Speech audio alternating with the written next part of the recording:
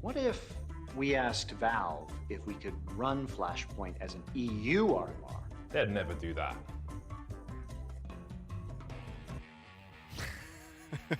Well, today is the day we get to see Device's debut on NIP. And what's more than that, we have the return of Snacks, the former Virtus Pro legend to Tier 1 Counter-Strike. Joining me on the desk today are Maui and Lex. I, of course, am Monte Cristo. Are you excited about Device today? Definitely. Do I raise my volume to start yelling? Yes. Yes, we're excited, absolutely. So the other side of this, though, is going to be Snacks, which is kind of flown under the radar for such an important player in Counter-Strike history. We have this wonderful op versus op matchup that we're going to see. Is this going to live up to a first-round billing? Anonymo has been quietly very good in the closed qualifiers, haven't they, Maui? Yeah, I think the thing we have to look at with both of these rosters is that Snacks versus Device, the head-to-head may deliver. Snacks, I think, actually can tear apart a lot of the players from NIP, but it's what surrounds them. Device has the backing of a team that has been pretty much floating around top 15 for the past year or so, whereas Snacks is playing with a team that is trying to build itself up right now.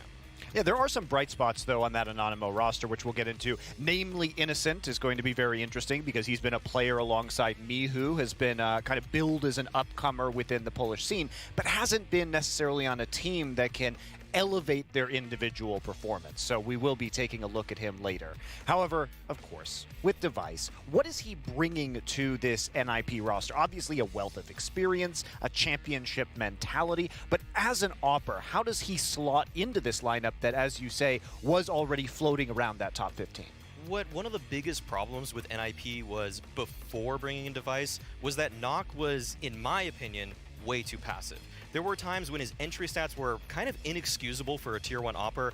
At IEM Katowice, when they bombed out of that tournament, Knock had the second worst success rate in opening duels, period. Not just among oppers, amongst everybody at that entire tournament. And if you are the primary opper for your team, you got to win some opening duels. You can't go into a tournament with a 25% success rate as an opper and expect to win. Device is not going to have that problem. That's a pretty telling statistic. I think you're absolutely right, Maui. And I mean, beyond just, you know, the pure stats of it, I think there's like a mental impact of bringing a player like Device into the roster. Certainly, you know, NIP already performing well and probably feeling good coming into this event, so you make a big roster change. For a lot of these teams in this tournament, I feel like I could build that, you know, to some degree as a question mark somewhere where, okay, well, let's just wait and see and whether or not that's going to pan out and be successful. But Device as an individual is going to get you that opener that's going to get you into a 5v4 early on into a round. And, you know, a team like Anonymo where you know, I think we've seen them play quite a bit recently, and, you know, depending on their form in the day, you know, Device may be able to exploit that in some big ways. Well, speaking of Device, we do have a little bit of a Device homage here, courtesy of our analyst, Alan. Let's take a look. Despite boasting 4 major titles, for many, Device's greatness goes under the radar. Yet in one respect, he is the Danish AWPer in a class of his own: consistency. Tournament after tournament, game after game, round after round, Device makes the correct decisions with an utterly ruthless efficiency. The short play now from Twists. Oh, Device reads it in with the flick, burning alive, and the collateral in the flames. The ace for Device. Throughout all of his successes with Astralis, Device was the spearhead of their strategic mastery.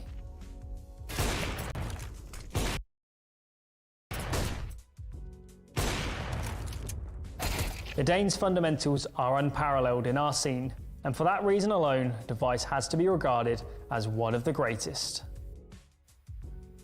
Well, Device's loss may not have been as keenly felt as we might have thought at first on Astralis, given at least their first round matchup versus OG. And before we get into dissecting our upcoming match, I do want to do a little bit of a heat check on Astralis without Device, because they took down OG. Maui, you have OG as your tournament favorite, and they're already in the losers bracket. Were you surprised by how well Astralis played without Device on the roster?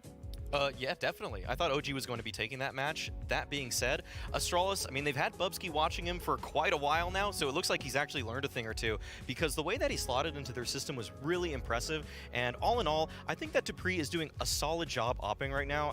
I don't think he's going to be able to ever live up to what Device was able to accomplish, but as of now, I think they are a pretty solid lock for a top 4, I'd say, at this tournament. Yeah, I was actually really impressed with Dupree's just willingness to kind of take some aggressive duels. I mean, he's no stranger to opping in the first place. It's not as though we can paint him as a, making some role that he's never played before, and even in that roster. But, there is certainly a daunting task ahead of you against a team like OG, and the fact that they performed as a unit and well individually, I think that's a fantastic news line for Astralis moving forward, right?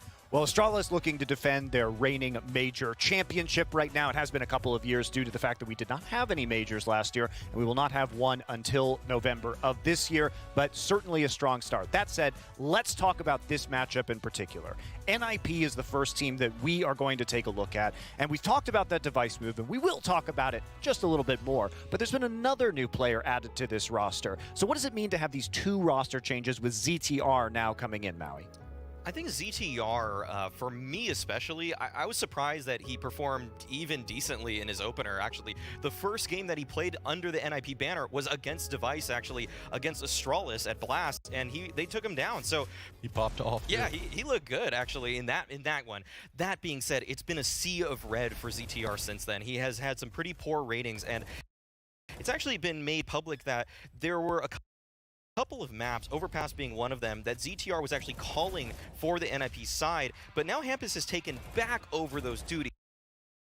So now ZTR, I think the role that he's playing with this team is kind of a filler, more or less, and I know that this is the lineup that NIP is submitting. They're going to try to play the major with, but it would not surprise me if they decide to upgrade this individual piece in ZTR.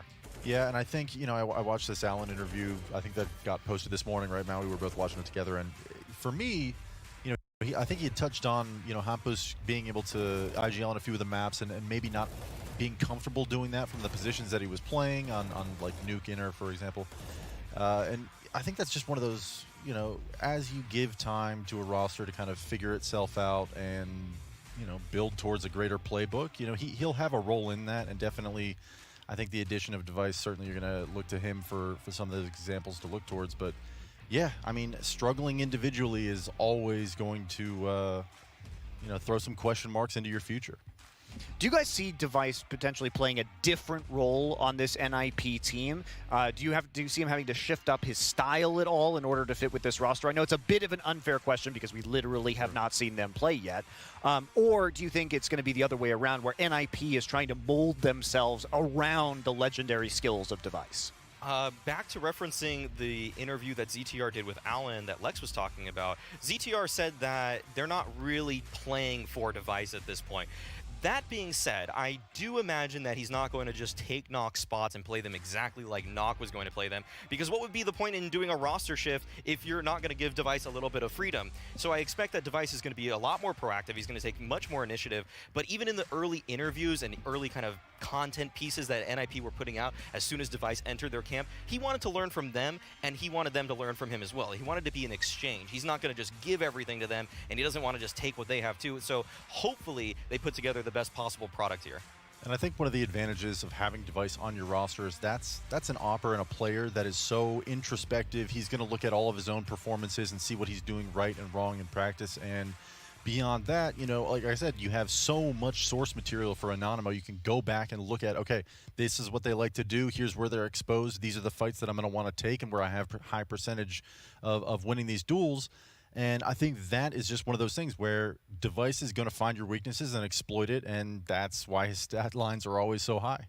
Yeah, you can see right now here on our player cams, we do have NIP all together in a boot camp, as many people have been wondering which language they would be speaking as well. NIP has officially said on Twitter that it is going to be Swedish, that Device is fluent in the language and will be able to communicate in-game. So they have had some time now to try and integrate into this new system, and NIP about to make their Device-led debut. That said, on the other side, maybe overshadowing this story a little bit, considering the Device move is one of the largest largest and most important roster changes in CSGO history is the return of Snax, a legend that had fallen out of the CSGO Tier 1 scene for quite some time, and now back with a new roster with Anonymo. We mentioned Innocent as well, a player that was formerly on Mad Lions recently for a brief stint, but has been really hyped up as an up-and-comer within this Polish scene, and the Polish Counter-Strike scene has never regained really the form that they used to have with Virtus Pro. So how important is this Anonymo roster,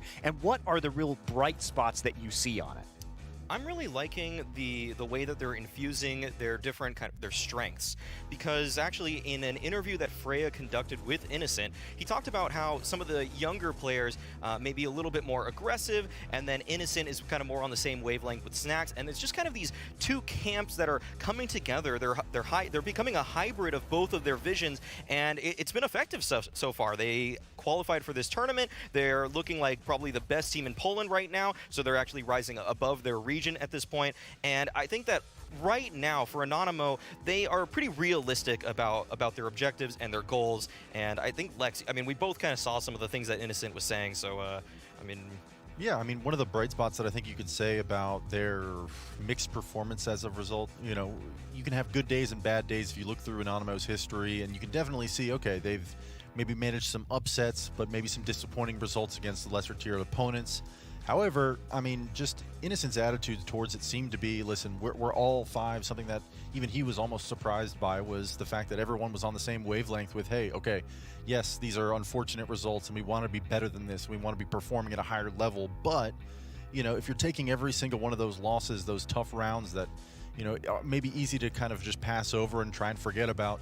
Instead, they're going back and they're analyzing, you know, even just practices that they're having are getting that level of scrutiny and that level of you know, of care to try and fix and resolve whatever's going wrong with them. So for Anonymo, you know what? If this is a team that is going to find that Polish greatness that we were just speaking of, you know, I think this is a great start for them. And Anonymo is definitely a team on the rise, too. The reason they were able to qualify for Flashpoint 3 and this EU RMR was because they came through the closed qualifier, and they beat some pretty fucking legit teams to get there. They took out ENCE, they took out Dignitas, they lost to Complexity and Mousesports, which you would expect for a rising team, especially with Complexity and Mousesports being at the level of skill they're at right now. But as you can see, they are also at a boot camp, and they have really been on the up and up.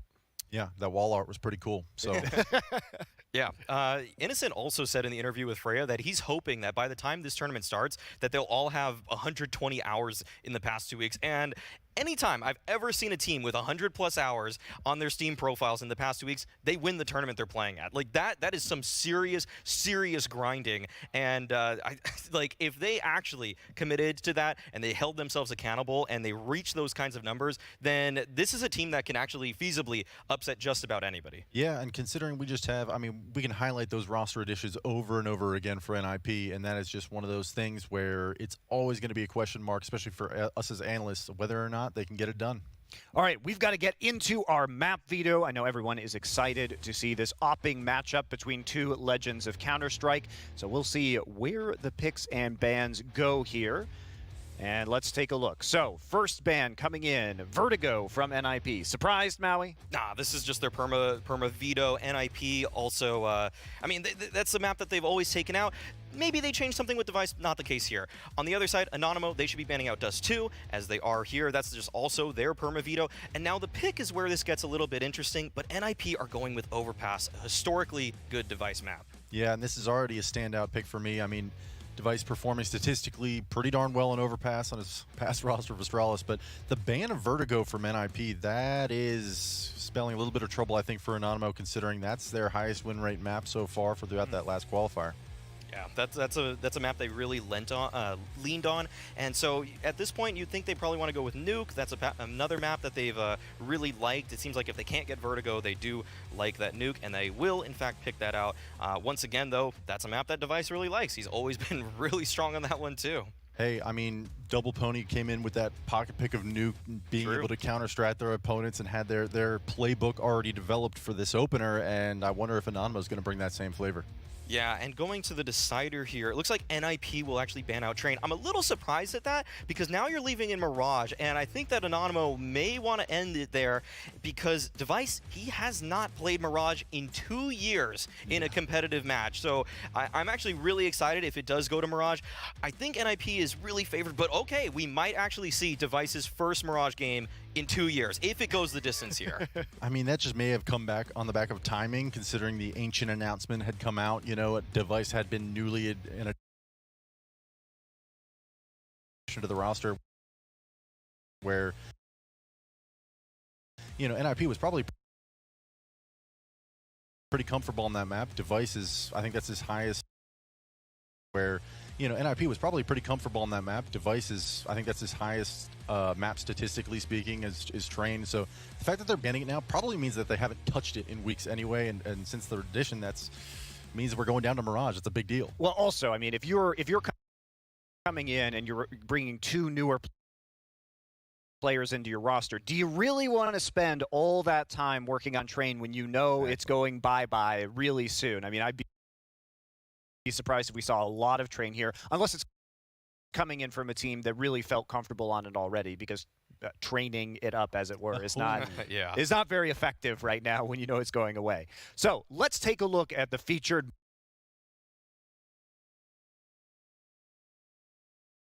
matchup that we have. Of course, it is going to be Device versus Snacks, as 2 legendary players of the Counter-Strike scene, both playing the same roles. So we do get to see a very exciting... year is it right now? Yeah, what year is it? Well, you know, some of these stats are from 2 years ago, or almost 2 years ago right now, such as the major wins. Looking for comfort. Well, I mean, that's kind of the storyline that we've already kind of built up. Was Device going to be fully integrated in this roster? And from all the interviews that we've seen, all the hearsay about Device and the rumors that have spread around it, I gotta think that he's feeling comfortable and happy with the move so far. But this is really the first test, right?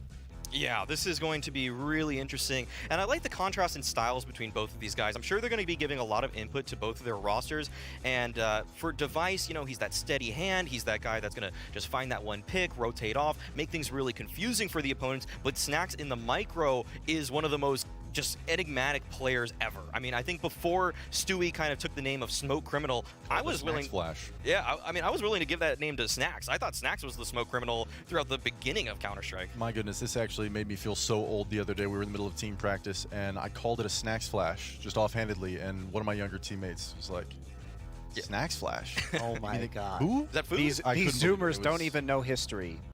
I guess so. Did you call him a nephew? No, I didn't, but I was reeling from how painful it felt. It was like, oh my gosh, it's 2021 right now. Why don't you explain a Snacks Flash? A Snacks Flash, just, you know, walking up into a fully bloomed smoke, right-clicking, underhanding a flash into it, and going through with it. That's the effect of a Snacks Flash. Something that, I mean, Stewie mastered and made popular, but Snacks was doing it before it was cool. That's exactly the hipster flash. All right, let's take a look at some of our predictions from you guys. Of course, this is brought to us by our partner over at Unicorn. By the way, guys, really good bonuses if you're looking to have some fun on these matches. It is a 4x bonus at Unicorn right now. That means put 20 euros in, you'll get 100 euros for the match. Can I do it?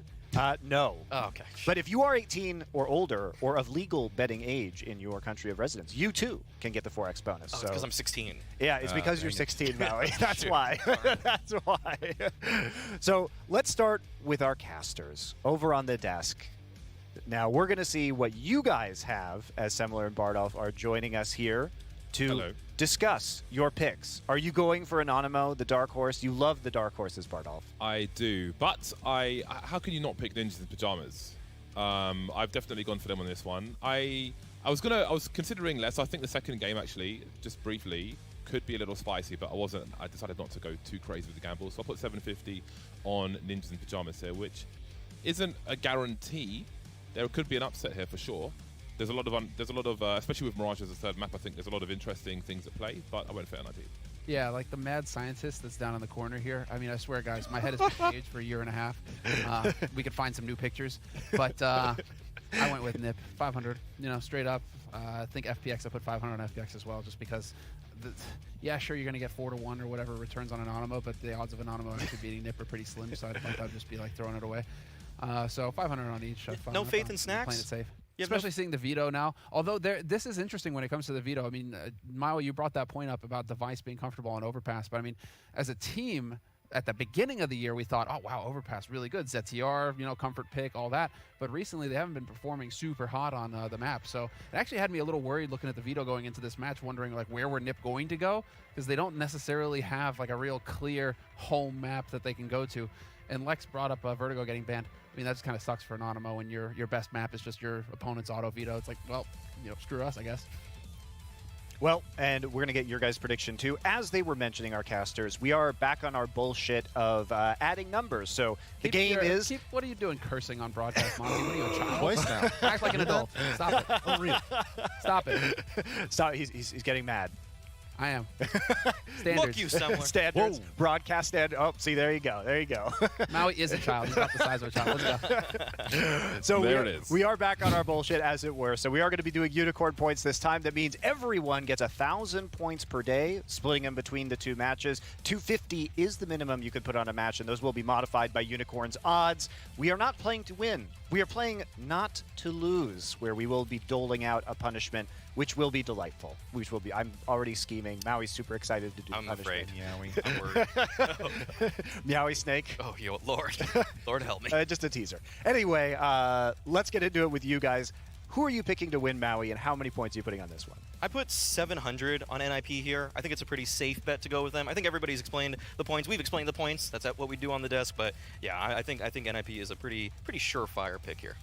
I was almost willing to put a little bit on Anonymo, kind of the same thing that you were saying, Semler. And then as soon as I looked at the bans and what could potentially be working in favor of Anonymo, I just kind of realized, like, NIP's just going to ban Vertigo straight off the bat. There's no shot. I'll never get so this. I went ahead and put 750 on NIP. Why does it never show CSGO? All right. Well, we are going to be getting into game. I picked NIP as well, but I went with the low one with 350 overall. So I'm hedging over towards the second match instead. So we'll see that shortly. All right, guys. We are going to be getting into game now, and it will be NIP coming up. We'll see Device's debut against Stacks at Anonymo. I mean, as far as the predictions are concerned, this is a tough one, right? Because there are some very clear-cut matches in the first round that we're going to get where there's a clear favorite, clear underdog. You know, contrary to some of the others like Astralis OG, where it could have gone either way depending on the shape of the team. Here, you know, it's kind of tough to go for the other one just because really NIP should be the clear favorite in this match. Anonymo should be the clear underdog. And one thing that I've noticed and that I really like, though, is that both of the teams are playing on LAN. One of the big things for Stockholm or for NIP is that they have their whole facility in Stockholm, and everybody is based in Stockholm for this team. So they're all playing on LAN there. That's just what they're used to. But Anonymo, I didn't know if they were all going to be playing on LAN like that, but they are. Yeah, they've got paint behind them, which is nice. So, Device in Pyjamas. Starting on the T side, NIP will be. And we can see Device has a P250. He's got the Florida Man gun in hand as he heads forward. This will be a very interesting series to see how this team is looking. With new man Device. Daddy Device brings plenty of experience to this roster. Of course, I guess maybe that makes Threat Grandpa Threat. Yes, you know, Lex. I was kind of chuckling on Lex, like, I feel so old. It's like, dude, Threat is on here, and he's just running a team that, you know, it's like average age must be 21. P250 collected now by Rez. So it's a slow start in this pistol round. We can see Ninjas, though, heading towards this B bomb site. Looks like a retake situation for Anonymo. And, well, it is a pistol round, so I'm not too concerned with utility as it's purely about the headshots. They are being proactive towards this B bomb site. And I wonder how much research there is for Ninjas in Pyjamas to do versus a team such as Anonymo. Same could be said for Hyenas, which we'll see later on today. Walking into the unknown. And here's the execute into the bomb site. And there's nobody home, so indeed it is retake territory for Anonymo. They'll have high ground advantage. You can see Kylar poking around from short as well. Key's been eliminated in the meantime. So now we've got a 4 versus 3 in favor of Anonymo, and it gets better. Innocent with 2. And we've got ZTR and Hampus remaining. And now it's just down to ZTR now looking for the multi-frag, but no. It's a confident one for Anonymo. And if you look at Kylar and Innocent, Innocent with 4 kills hasn't been... no in-game audio right now, and it's not tied to PGM. Innocent hasn't been touched, so he'll get a cheap helmet, as will for Kyler. 4 kills for Innocent. Very nice pistol round from him. Feels like Anonymo were ready for it. They set the trap in mid and allowed Nip to just kind of walk right into it and just maximum aggression everywhere on the map from Anonymo. Them pushing into mid like that, getting close to connector, realizing that there's nobody here, just really sets them up for success on the defense on the other bomb site. And Nip, you know, cold start from them. The one thing here is that it is going to be a bit of an unknown as far as Nip are concerned. There are some matches to go off of for Anonymo, but it's not like they have a tremendous amount of experience, and we also don't really know how these players are going to perform under the pressure here. I mean, Snacks, yes, major champion, but that was a long time ago. It's been a long time where he's trying to work his way back into form, and it's going to take immense, let's say, dedication from him in order to get that grind going to come back to form. And so a lot of question marks around Snacks as a player right now, whether or not we're going to get to see the Snacks of old. I mean, in terms of mechanical skill, I was talking about this with Alan earlier going into this match that Alan, our analyst who is working remote from the UK right now, he has, you know, he never smiles. He made a good point where it's not so much about mechanical skill with Snacks, but the decision making. And so we'll see just how much that weighs in here for Snacks on this team, right? Because if he can be the one who's kind of guiding the team from behind the lines, maybe they don't need to rely so heavily on him mad fragging. Defensive utility from Anonymo as Ninjas in Pyjamas close the distance, and the angles have been compromised, and there's an opening kill from Plopsky. 3 Desert Eagles on road. Plopsky looking to spray now. Got to be careful. He is carrying the bomb here, but he will deliver some kills as well. This one is quickly collapsing for Anonymo. Key with 4 HP. I'm not sure what else he has to offer in this round, although 2 versus 3.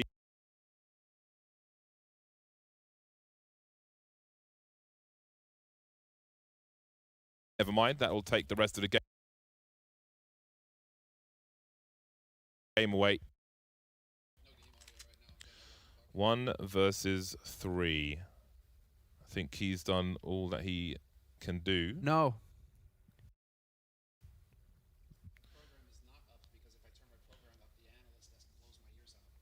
Well then, Ninjas in Pyjamas winning the force bite. And Anonymo are going to be on the back foot. Again, this is a promising situation for Ninjas in Pyjamas. The debut of Device out of Sweden. I want to see a Dollarhoost on his table. That is a reference and a half. Do you have a Dollarhoost in your house? Absolutely. Dollarhoost. Yeah. I married a wife. A wife. Married a wife? That's a good start. I married a wife. My woman is from, I don't know, that area. So, yeah, definitely have one in the house. But yeah, that's a reference and a half. And well, all the Swedes out there, and well, Scandinavians in general are going to get it. Everybody else, sorry, look it up.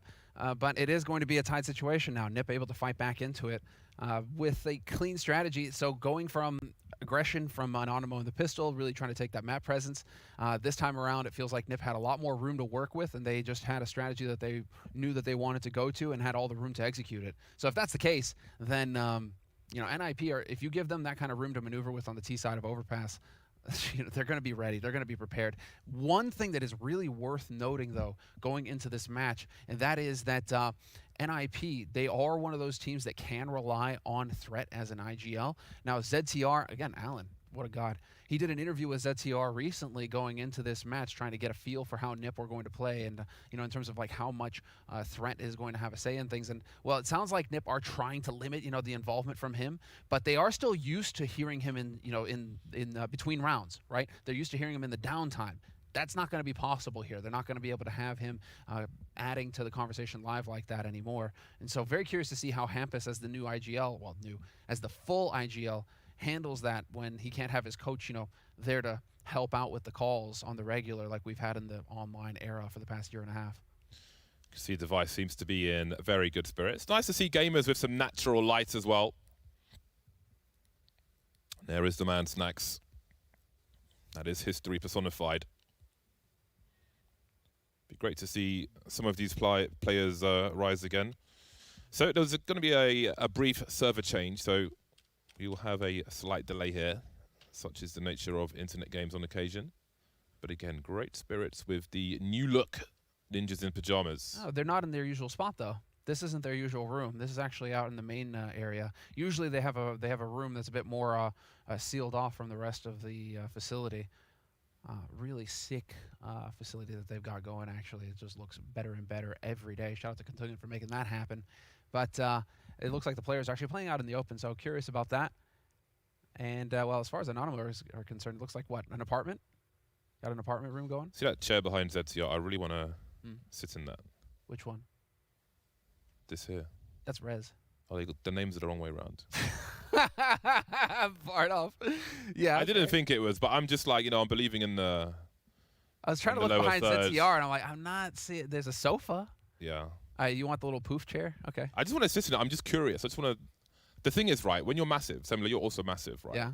That chair is so low to the floor. Okay. It's like your knees are above your waist, and it's a horrible way to sit. Your diaphragm's almost non-existent at that point. You really need a lot of, let's say, flexibility in the hips to make that work. And some of us, who spend our lives just sitting in normal chairs, we don't really have that. It's just too low. I'm too big for this chair, It needs to be higher. It needs to be higher. I see. So you were the one when they were talking about how these chairs need to work here. You're the one who was like, yeah, we need a high chair. Stools, yeah, absolutely. Ah, yeah. For the diaphragm. We're projecting, Semler. You've got to have space for your diaphragm, man. If you're all squished in a gamer chair, you're physically limited in how well you can do your job. I mean, that's fair. That's a fair point. But then at the same time, I think after all this experience and time done doing the job, to sit up straight when you're sitting down and get that diaphragm in play. I know, but the lower you are, it's just going to be more squashed, right?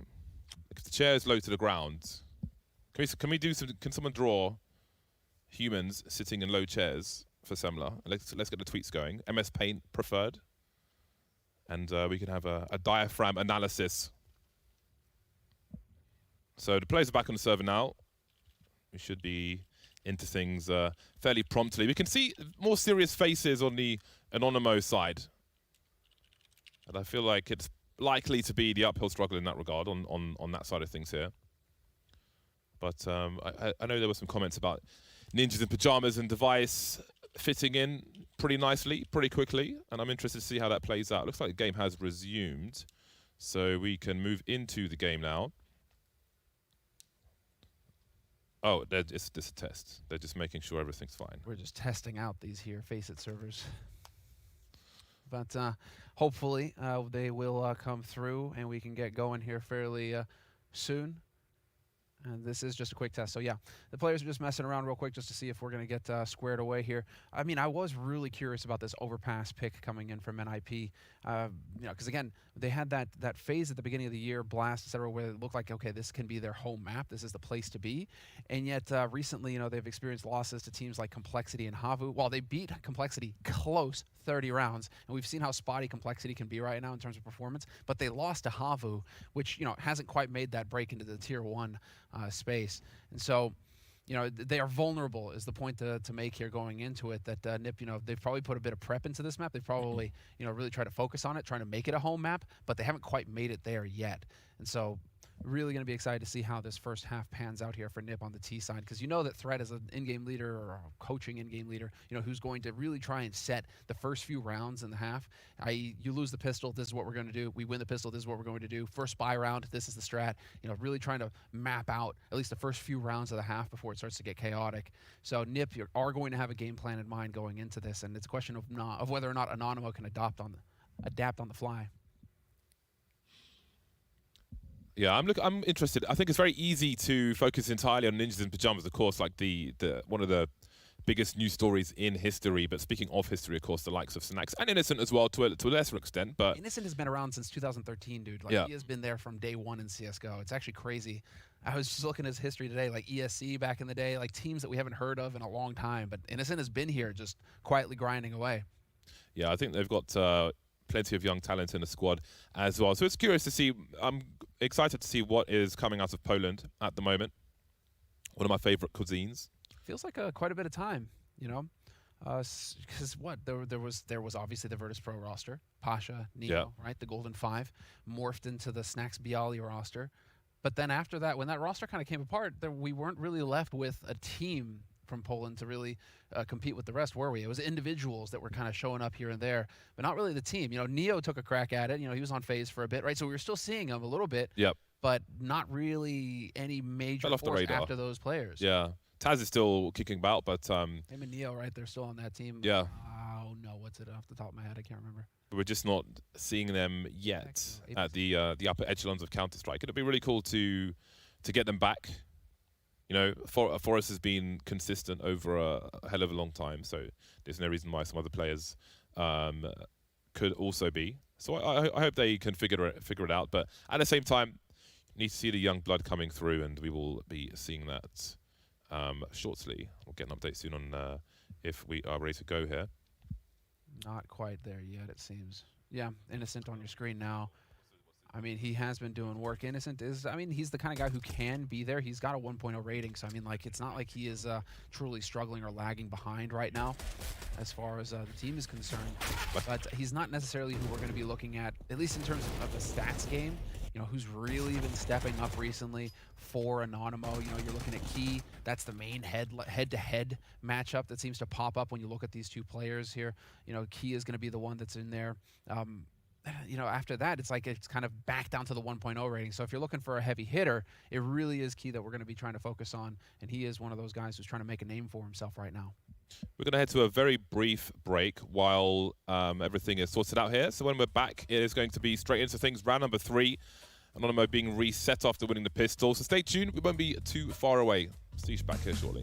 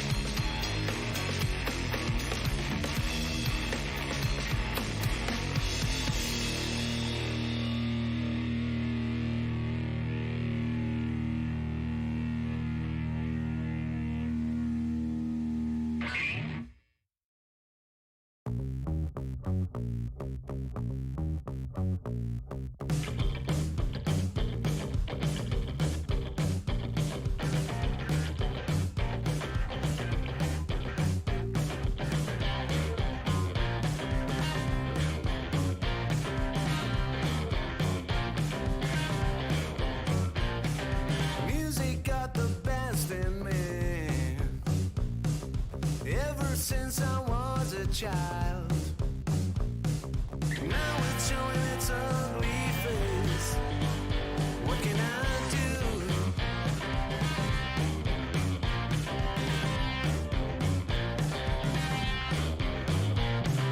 Music creeps into my dreams, wakes me into sweaty sheets, abandons me when nights died out. What can I do? What can I do?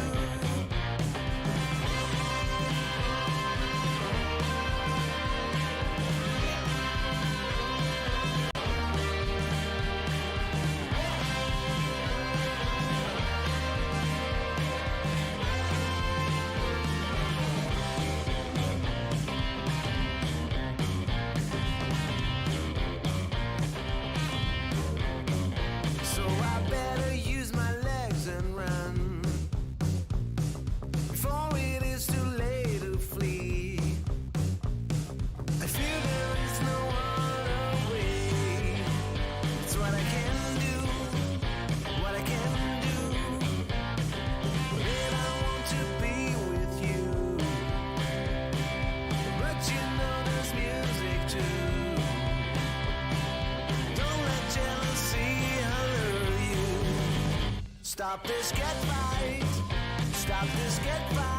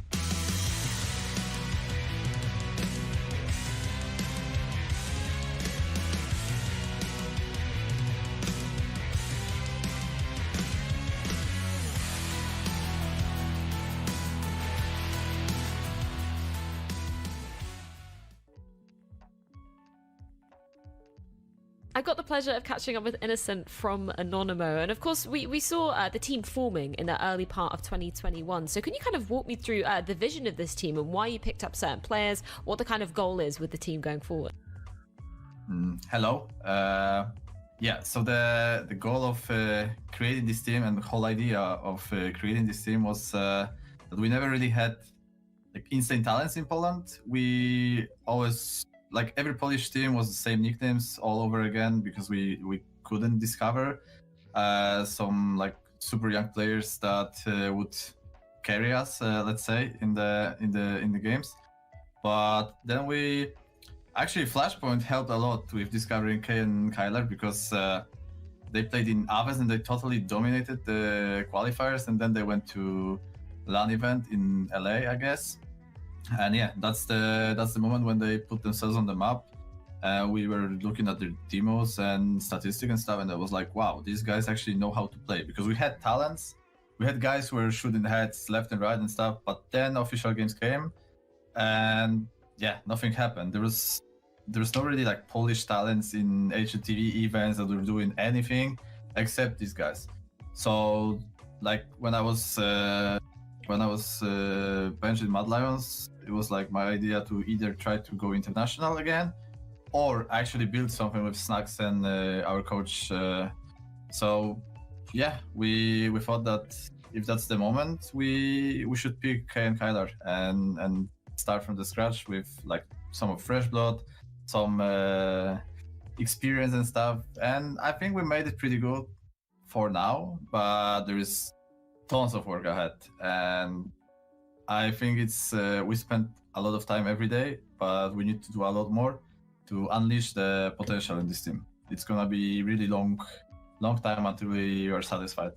And we definitely saw that potential shining through in the closed qualifiers, because you took down some huge names in the competition. You were definitely, I'd imagine, viewed as an underdog coming into it as well. So where do you feel like your biggest strengths were looking back at the Flashpoint 3 closed qualifiers? I think it was not the first time, but second time where we actually felt like really confident individually and as a team. We were really hard on ourselves in general. We are really hard on ourselves. We talk a lot. I wouldn't call it like fight or argue, but we talk a lot and we have a lot of disagreements, and then we try to find solutions in a peaceful way, let's say. But yeah, we are really looking everything. Like every round we played bad, we analyze and we try to avoid it in the future. But it's not that easy, you know. It's always there is some pressure in the game. We want to win at the same time. We want to win everything, but also we are not like pressuring ourselves to win everything, because we know if we upgrade our game at least, I don't know, 0.5% every week or so, then at the end of the road we'll be happy with the place we are in.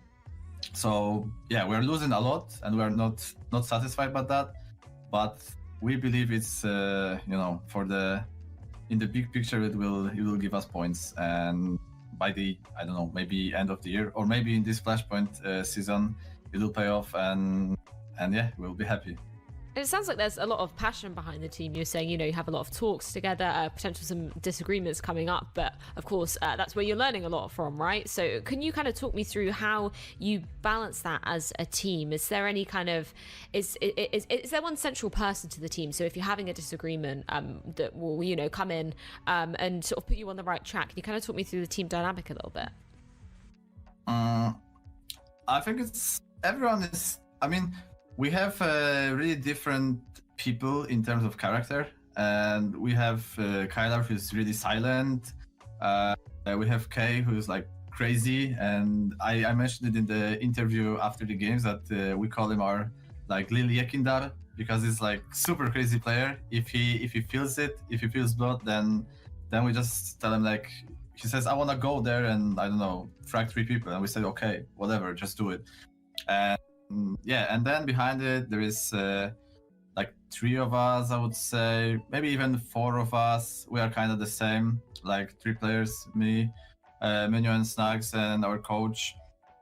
So we are kind of similar, but yeah, we can be like really, screaming and be aggressive, be full crazy, and we can also be silent and trying to calm down everything. So I think it's pretty good because we have only two people that are either that or that, and the rest is in the middle. So I think it's pretty fine. And yeah, everyone basically fuels another person, and it works like a machine. And we spend tons of time together. I believe I never spent more time in any team so far in my life. And it's basically, I don't know, we start every day at around 10 or so. And there are days where we finish at 1 a.m. or so. So we sit like basically, I don't know, 15 hours. Either we do deathmatch together, or we watch demos together, or we talk together. Or I don't know, sometimes we play some other game for fun, but also together. I don't know, StarCraft or something like that, 1 or 2 hours from time to time. So we basically try to spend as much time together as possible. And yeah, it will be good in the future for sure. Like I can feel it. It's there is something there, and if it doesn't work the way we want it, then I don't know what can work. So speaking about the future, you've obviously got like a clear vision for the team. So where do you kind of see those main developments happening within the future for the team?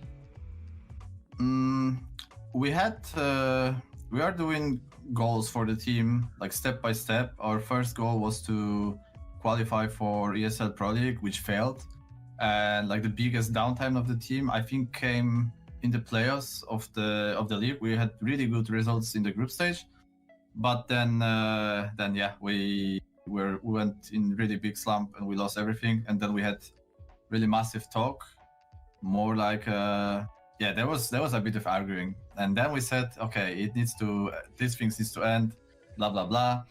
And yeah, 1 week after or so, there was Flashpoint qualifier, and we played completely different. So in the meantime, we also had Polish Championship, which is really important to us, because if we win Polish Championship, we get invites to the tournaments that could get us slot in ESL Cologne, I think, or something. So there was like, it's really important for the future because of the events, but also gives you the thing that, yeah, if we win it, we will be the best team in Poland, and we also won something. So it's, you know, a bit fuel to our game. And yeah, now we qualified for Flashpoint, and this is our main focus. I believe if we can get some games, obviously we are going for the win, but you gotta be realistic at some point. So we will, you know, our first and biggest goal for now is to win against NIP. If we win against NIP, we'll have another goal. If we lose, we will have a goal to win the other game. So basically, this could give us a lot, and we are going to be bootcamping for whole Flashpoint and also 1 week before. So yeah, it's gonna be a lot of preparation, a lot of hours put in. We are aiming to probably have, I don't know, 120 hours everyone in CS only, plus demos and stuff. So we are going really huge with the amount of time that we will spend on this tournament, and hopefully it will play off. And in the meantime, we will have this Polish Championship finals. So, you know, 2 goals and hopefully 2 goals achieved. And just going back to the Flashpoint closed qualifiers, something that we observed from you guys as a team is you don't tend to shy away from aggressive plays. So how important do you feel like that is to your own game style as a team? Being aggressive in our team is like really important. We like it to be aggressive. We like some crazy. I mean, it doesn't really fit my personal style, but it's also okay. I mean, I like to do both, but judging by the positions I play for past years, then I'm rather passive than aggressive. But in general, if we play aggressive as a team, we work really good. We are screaming, we are laughing, we are like the TeamSpeak is pretty crazy in those games. But we discovered today, as we speak, that if someone is playing that they're punishing our aggression, then we instantly go down, not only in the game but also on TeamSpeak. There is this fire is kind of extinguished on TeamSpeak. So we will be for sure working a lot on how to also, you know, counter the people that are countering our aggressive style. and we will focus a lot on just playing calm, because that's the main issue in our game right now. If someone stops us in the middle of our aggression, and then we need to decide, then we want to still be aggressive, and then some mistakes are happening because this guy wanted to play faster, I wanted to play a bit slower, and our runs, you know what happened with our runs. So that's gonna be main issue right now. So we will work on that, and if we get it within 2 weeks, it's gonna be really satisfying for us, and for sure we will play much better than what you saw us. And from what you saw us, we played pretty good. Yeah, I want to ask about obviously Key and Kyler as well, because you were saying that they were kind of an important piece of the puzzle for Anonymo coming into building this squad. So why particularly those two players? What did you see in them that made you go, yeah, we want them on our team? First was K, because we all, like, his capacity of fragging was insane to me. Like, we had insane players when it comes to aim or movement or whatever. Like, there were players that were shining in Poland, but there was no player like him for a long time that you just look at and you see that he's fragging a lot. Wherever he's put in, if he's lurking, if he's entering, if he's playing op, pistols, whatever, he always is capable of doing multi-kills. So for us, that was like, okay, this guy is really good, because there was insane aimers also in Poland, but they couldn't kill that much as this guy. So for us, it was no-brainer to pick him, and yeah, we are using him as basically our machine. And yeah, as I told, if he feels it, he just goes for it, and he has no problem to drop 30 bombs against anyone, whoever that is. If he feels it, he's not afraid. And with Kyler, we needed more passive player and more quiet person also, and he fits both. He was kind of outshined by K in this Aves lineup, but still there were two people that were carrying every game. So if Aves was winning anything, those two were playing lights out. So yeah, both were actually no-brainers. We said we either got both or we don't make a team. So yeah, that's how we created it, and that was it. There's nothing more to add. Both are insane players, and they will continue to develop. And yeah, they will be top players if we continue to do the good work, and hopefully we will be one of the top teams in the future. It's really hard to get there, but once you get there, I feel like it's even. Most of the games are even. You see that in this online era, there is Gambit that were stuck in tier 3 for like 1 year or so, and then once they got in, they instantly improved, and now they are the best team in every ranking possible. So we have to believe it's also possible for us. I want to ask about obviously your primary end game leader as well, Minio. So what kind of style does he bring to the team, and how does that balance work when Snacks has an idea that he wants to inject in the team? Can you tell me a little bit about that dynamic? I think they think the same in the game most of the times, and we like to have map control. We don't like to open the book, read the strat name XYZ, and then we play the strat. We would rather have map control, and Menyo is this guy that would say, okay, let's play default, but maybe let's take a bit more pressure to some position. And then we work on this position, and the whole idea is to like everyone to join and understand what's happening on the map. Just there is a flow of information, and yeah, basically then there is like 40 seconds left, and end call comes. Okay, let's do this, and yeah, that's basically the round. So he kind of, I think he leads simple. I wouldn't say it's complicated, but it's simple, straight plans.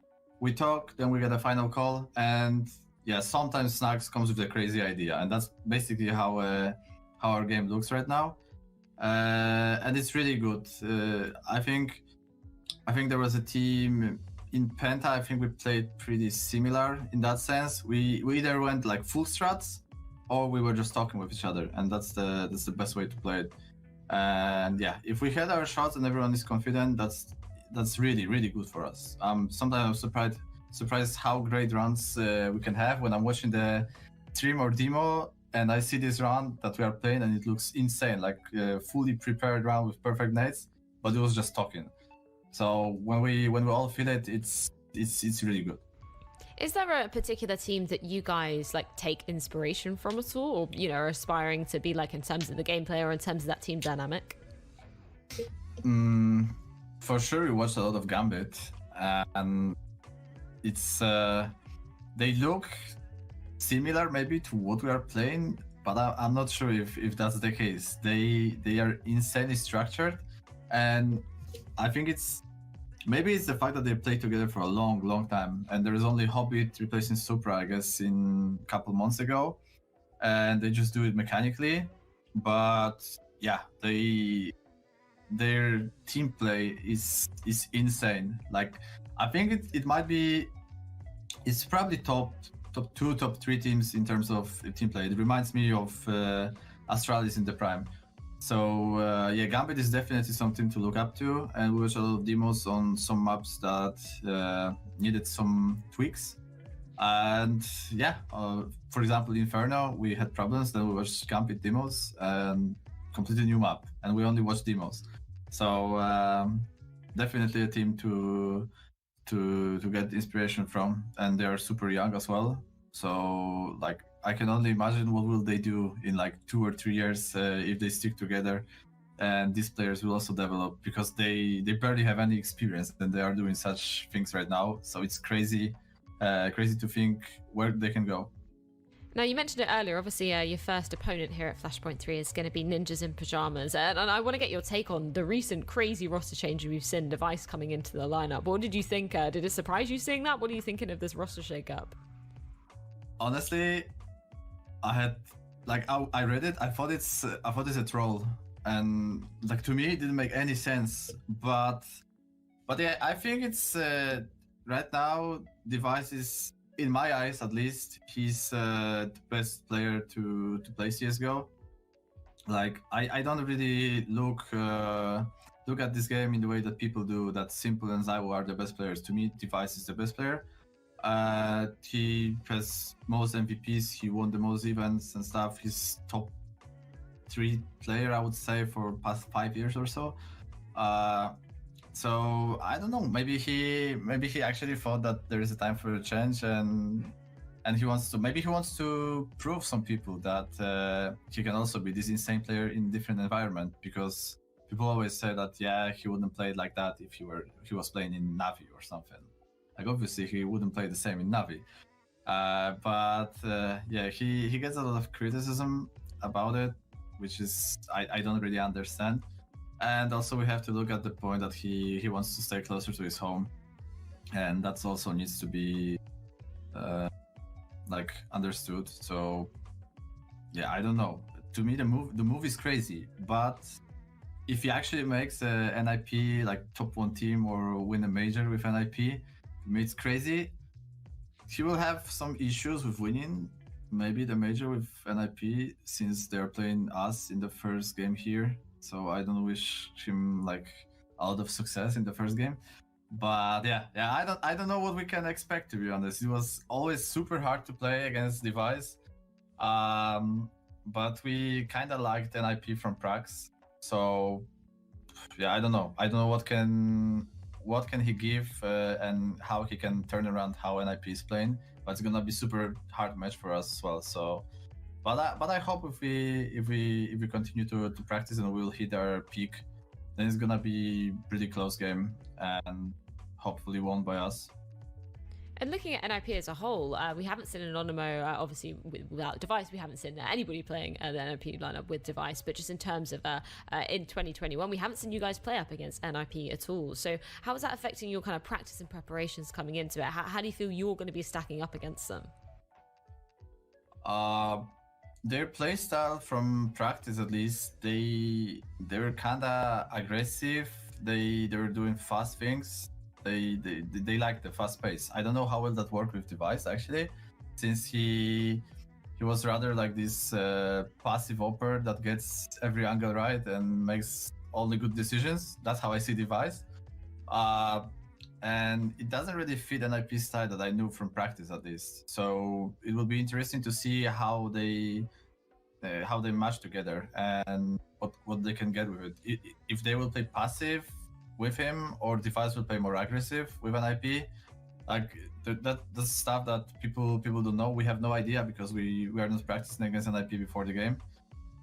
So yeah, but we will have some tricks for them for sure. And we prepare something.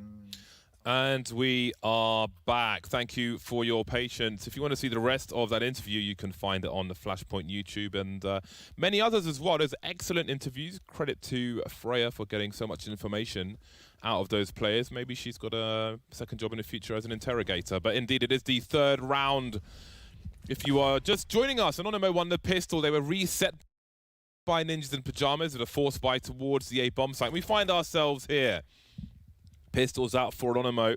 For the most part, they will, well, there is an investment, but it's not a full force buy. We can see they're mostly around $700 with Key holding on for an AWP, it seems. Device creeping with the M4 around Party. He's got some friends in tow as well as Anonymo look for some pot shots. Ninjas in Pyjamas with plenty of utility. And that's to be expected when you've got threat behind you. Of course, he can't be talking to the players right now, but he'll definitely be a man who sets a lot of structure for the squad.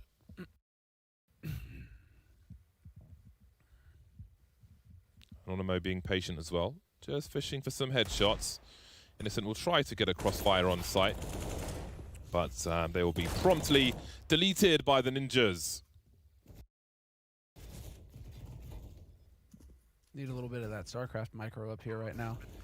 For Anonymo, got to get these players in a better position to deal with that push, but I expect to see this from Nip. Steady play, not going to be many weaknesses. I mean, you can't really do too much about getting headshot in the face like that, but you're not going to be able to go past that point here, Kyler. Because they're going to be hanging around, exactly. And so trade situation, perfectly fine. AK gets recovered, 4 rifles held onto by NIP, and they are doing just dandy. Another round of eco coming up here for Anonymo as well. So we should see more of the same here, although NIP deciding to call a tactical timeout. Interesting. A tactical timeout getting called by NIP. I was expecting another technical timeout. But we shall see. Oh, so if you are wondering what the issue was, it seems that Ninjas in Pyjamas have some routing issues with German servers. And they were requesting one a little closer to home, which doesn't make the world of sense, really, with Anonymo not in Sweden. But yeah, found some common ground here, as we can see. So I like the half buy from Anonymo. I think a lot of people go for the full force buy there, but just in terms of money, that could have left them a little short on grenades and such in the full buy round. So they want to start off on the right foot, at least in their first buy round. Of course, having been reset on the pistol, they started off on the wrong foot, but they can still make amends for that in the rounds to come. But for now, it will be the USPs on roads. That was a satisfying straight line of players for a short time. Mm-hmm. And we're going to get a satisfying straight line of players here. Surprise, surprise! Facing as many USPs as possible. Rez is freaking out. Doesn't look like he was able to get all of the information there, unfortunately. Device. As in just how many players he was facing. So Rez had to play a little bit carefully, but they will be able to back off with 4 alive here in Anonymo, and they've recovered that M4 as well. Bomb is getting planted in the meantime on the B side. And so a little bit of a gimmick. And it works. I mean, they get a kill on Device, but again, if they just get a kill on Device, Device will be perfectly happy just taking it off in the next round and leaving it at that. Yeah, so that is a great opportunity for us to see an early AWP-esque Device in the Ninjas in Pyjamas system. And who doesn't want to see that? Yeah, there's a lot of people tuned in to see that. Very curious to see how this one will go. Really nice interview with Innocent there as well, while we had a break. And there's some clues into the potential problems for Anonymo in terms of different players having different ideas and so on. Some wanting to play fast, some wanting to play slow. So it seems if they get into difficult positions mid to late rounds, we may see some cracks in the integrity for Anonymo. Something to look out for as this progresses, maybe more on the T side. but perhaps it will have some part to play in rotations as well. But maybe they've overcome it. Time will tell. Interestingly, there won't be an AWP just yet. Instead, we've got the UMP on ZTR and rifles for the rest of Ninjas in Pyjamas. But Snacks will have the AWP for Anonymo. How about that for a combo?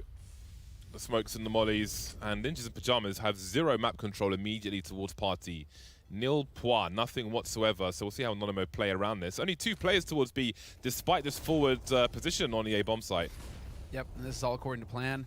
Just get in here quick and trade. ZTR gets in, manages to pick up 1 and 2, and this is definitely meta on Overpass right now, which is to just hit B site super hard and expecting the aggression in mid, expecting Anonymo to try and take the map control and do as all CTs should, which is to get, you know, a little bit of pressure over towards Birthday, a little bit of pressure towards Long, show some presence, force some utility out of NIP.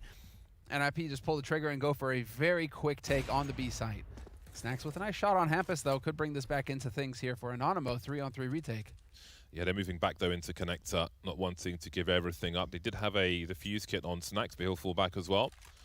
It's interesting from Anonymo, they had the double incendiaries around the playground position. But again, a lack of challenge there from Ninjas in Pyjamas, and only 2 players on the B bomb site didn't have the numbers. NIP moved in. And we find ourselves at 4-1. A little bit of a chat going on with the players. I like it. Good sportsmanship. Nip thanking Anonymo for the patience for waiting while we got that server sorted out. Innocent saying no worries. Hope it goes well. I like it. Respect on both sides here in this match. And while NIP in the lead comfortably here, 4-1 on the T side of Overpass, and already it feels like they've got a good sense of what they want to achieve here at the beginning of this map. Snacks with some aggression, but he's getting body blocked, and unfortunately for him, it is going to be the boost over.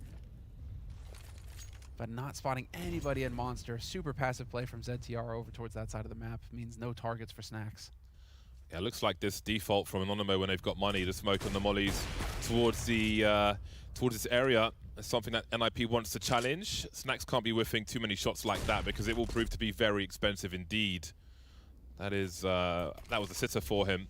Device will not allow him to get away with that. A swing from Plopsky, and hold on a second, we've got Hampus here to cut the numbers out, and Rez if necessary, but Hampus will find 2. So Anonymo have been massively outpositioned by Ninjas in Pyjamas. An early play up along allows them to take the A-bomb site, and there's nothing else to be done here for Anonymo. Rez is just he is the dirty bandit at Long, man. He loves to play that spot, plays restrooms on CT as well. Just knows the timings, knows how to play aggro, and not surprising to see him just ninja his way onto that A site. If he's not going to get challenged, if Anonymo don't realize that he is going to be putting pressure there, he is going to take full advantage of it. And there really wasn't too much of a hope there for Anonymo in that situation. Interesting to see Snacks going toe-to-toe with Device on the op. I mean, bold.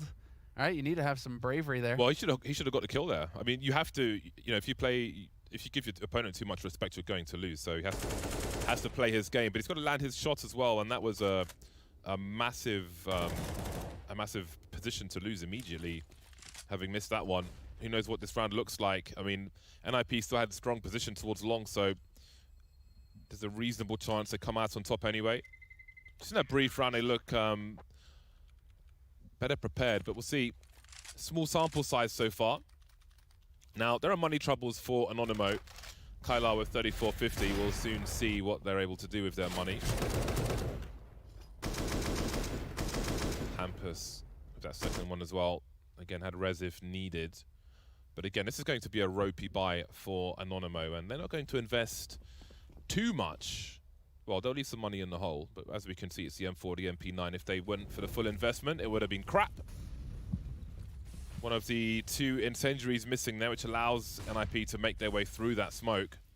Not really being too deterred by this early utility at NIP. No, but Minyo's about to be in a world of trouble here. Plopsky, Hampus, Rez have got him boxed in. And so long as he stays there, I mean, if Plopsky goes down, he could have an out. ZTR isn't in a position to punish him if he goes water. And nice, finds that kill. Now Rez has to worry about getting flanked. Device is going to be bringing it up as they work their way onto the A site. Dude, this is going to be Crazy. Easy free kill, and now the A site under control, apart from Minio, who could cut this in half, but ZTR is more than aware of it. He is ready for this flank coming in from Minio. Easy kill, and now you've got the A site. Yeah, that was a really important kill. There was a time where I wondered if Minio would meet the solo bomb carrier, but ZTR, he's close enough to clean up. And they will move carefully as Innocent tries to shift walk. He'll do that at least, but he'll shift walk to his doom. So now we've got a 2 versus 3 situation. And maybe this is a round where they could consider a gamble. Snacks will certainly be doing that. Key will be moving away. Yeah, and yeah, Key will be. I mean, both of them should be hightailing it out of here. Maybe an MP9 kill? Yeah, he was moving away, but I suppose he's like, screw it, let me try and get a better weapon at least. Yeah, an MP9 kill, the bonus money at least, maybe that could have done something for him.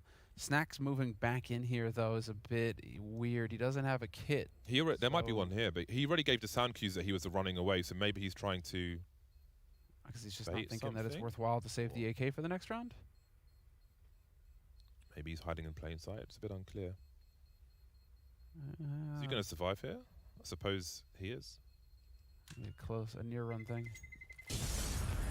Alrighty then. So he got, I mean, it saves that AK for the CT side. One-shot headshot capability on the CT side always makes a difference. But yeah, it is really good to see. I mean, this is as close as we're going to get to LAN for now. But at least all of the players, all 10 players, are on boot camp together. So they have that element. We don't get to say that, you know, this one team might have an advantage here because they're all together in the same location. Not so. Both of these teams are experiencing that, so it kind of balances out. Ooh, run boosted Molly. Oh. Not good. Yeah, not quite hitting the mark there. Oh, that's some good damage. Oh, you won't even make it. Again, the double mollies, so this time they're being more successful now. NIP haven't respected them, but this time they will fall, and this is the advantage Anonymo needed. 4 players with the aggression towards A, playing against NIP's lack of respect of their utility. Oh, wow, and they keep pushing as well. Easy kill for Device. Oh, he has no idea that there's a second man here, though. Has to be careful with that dig. Surprise, surprise. Oh, my God. Oh, there it is. The no-scope headshot. Not like this. This is not supposed to be how it plays after this control from Anonymo. Device announcing his presence in his new threads. There's a trade from Plopsky. No fear whatsoever. 2v2 now, and there's some sound cues for Key, and there goes Device. Plopsky's got 50 seconds. He's got a potential 1v1 here. Doesn't know where Innocent is. Doesn't matter because Key will deliver. The second round for Anonymo. They lose 3 players, though, so it will be expensive. Yeah, right eye peek. Advantage there for Key at the end. Make short work of him, and the space isn't quite there for NIP with the pair, but interesting decision for them to just go back in here and try and take it over again. Yeah, nice shot from Device. I need to see that again. That was nasty. But main thing is that, okay, how often are you going to get aggressive like this? If you're going to keep getting aggressive like this, there can be a change of strategy from NIP where they can keep going towards B early. Use a similar strategy. What we saw earlier, Rez is going to regain his vision in time, and so once again, Innocent not going to get that flick, and nobody is here to cover Rez. He is fighting alone. There's Device with the trade. Yep, NIP realized that this is going to be a common battleground. I think it seems to be key to Anonymo's strategy to try and control as much of the map as possible, take the game away from Ninjas in Pyjamas. A noble strategy, but we'll see how it plays out. 6-2, not too shabby for Ninjas in Pyjamas, and they've got a man advantage now after these early losses for Anonymo. It's a pop flash, and maybe the swing from Kylar, indeed. Some information found. Not sure how many of these 3 players he would have spotted. What can they do here? They need some individual performance right now, Anonymo, to bring things back, and NIP may be reading that, so being very patient, using their time well. 54 seconds, and indeed Kylar still having a look, and he is indeed surrounded. Rifle support for the bomb carrier comes through now. Flashbang's being eaten, and down goes Kylar. 44 seconds, and surely Key's got to rotate to join Minio, or at least make a play towards the A bomb site. Looking for the multi-frag is Minio. It's a 180 from ZTR. 4 versus 1 now. This one falling to pieces, and Anonymo are heading towards Eco Town. Yeah, that is a problem, and wow. I mean, well, more of the same. It really does feel like ZTR is comfortable on this map. This is kind of that home comfort pick for him. Ever since he's joined the roster, he's seemed to do well with the team, and the team is also there, although they have experienced some bumpy times recently in terms of recent results. ZTR, 7 kills. He was going to be a guy that we need to keep an eye on going into this match, just in terms of individual performance. It's been a bit of a struggle for him. Was rocking like a 0.83 rating, 0.84 rating going into this match, which is 0.85. Okay, fine, 0.85 rating going into this match. So not impressive statistics, but maybe bringing Device onto the team, getting a little bit more comfortable. He just needs time as well. There's always an element of it. Could be seeing him come into his own and start to carry some of that weight here for NIP. But a 7th round on the board for NIP. On the T side, just fully in control of the situation, it feels. It feels like Anonymo are the ones who are kind of having to go for this gimmicky aggression. And, yeah, it's not going to keep working. Rez is a fragger. Wow, yeah, Rez is a savage. 8 kills so far for Rez. That's another thing that could bode well here for the Ninjas. Rez, Plopsky, I mean, all eyes on Plopsky as well. He recently experienced a dip in performance. So if this, maybe because they've actually had, like a month since their last official match. They've had a few weeks now to work with Device. It could have been that time, that reset, where their players are going to be feeling well rested. They're going to be feeling prepared. And we're going to get to see a resurgence in their performance and their individual levels as they've had time to kind of iron out some of the kinks here on these different maps. Really does seem like NIP want to make Overpass a thing for them. They are definitely a team that is going to benefit from Ancient getting added to the pool, though, because they don't want to play Train either, by the looks of things. And so Train gets taken out. If you just shift a lot of time into preparing Vertigo now, you can still have, or not Vertigo, but Ancient. You can have Vertigo as your permaban still, and you just swap over to to Ancient and see what you can do there. That's actually, it's pretty interesting here as far as the veto is concerned for NIP going forward. Just get rid of Train. Goodbye, good riddance. It left the station. It's done. What now from Anonymo? They've got the incendiaries for their early play towards the playground position. There's the first one. I see the smoke as well. Device, see what he's up to here. Does he make a play through the smoke? Looking for some more aggression for Anonymo, a potential Persian. We've only 4 players with rifles. There'll be aggression somewhere. I can see Snacks has gone deep on long with the AWP, and that's been a problem for Anonymo in previous rounds. Now, not seeing anything early towards A. Looks like we might have a 3rd player in Minio heading towards that B bomb site, which will be the problem again. All of the Ninjas in Pyjamas here. Device was lurking, looking for a push, but he's on his way now. Down goes Key through the smoke, and ZTR charging through. Plopsky's here to trade, and there are huge problems on the B bomb site for Anonymo. Minio needs help. He's got utility flying in his direction, and how long will he last? Down goes Plopsky, just jumping over the water with no one to trade. Minio's buying time for his team to rotate now with another kill. Overperformance from him. And Snacks, who was holding long, coming in from the back. And he's got the USP versus the AWP. Lost his angle now. Ninjas in Pyjamas will plant. How on earth does he clutch this one, Snacks? Doesn't have a kit on him. And he is out of here. Yep, answer is he does not. And that is so unfortunate. Minio doing the best he could. Rotated in early thanks to the information. Device backing off. And they're able to make that play because Snacks is all the way up at long. He's giving so much info in sense of, I'm not seeing anybody here at top mid. I'm not seeing anybody playground. It's a lot of info to go off of, especially with the presence and connector as well from Anonymo at the start. So it meant that they could get that extra body over towards B. It's all looking up. Unfortunately, though, it just didn't pan out for the B anchors. And Anonymo, they're going to lose another round here. 8-2. For NIP on the T side. And I'm actually kind of surprised that we're not seeing more of the very fast execute onto B from NIP, because it went so well the first time they used it, and it feels like it's still such a powerful strategy that you almost always see it here on Overpass, used a lot on the T side. So, oh, he just got left through the smoke too. That's just agony. It would be good to see a little bit more of like a change of pace coming out here from NIP. Just get in there fast and smash them. It's a very clean Dragon Law in the hands of Device.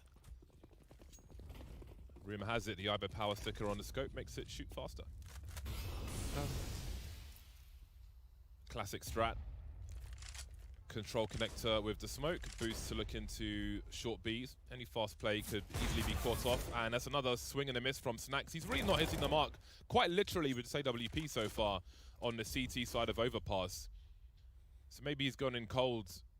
They are being dominated now by Ninjas in Pyjamas, but how many whiffs are we going to see? This is not a map where you can take such an aggressive angle and just miss consistently like this. Because it really crushes your opportunities, especially when it's almost a hero AWP as it is in this round.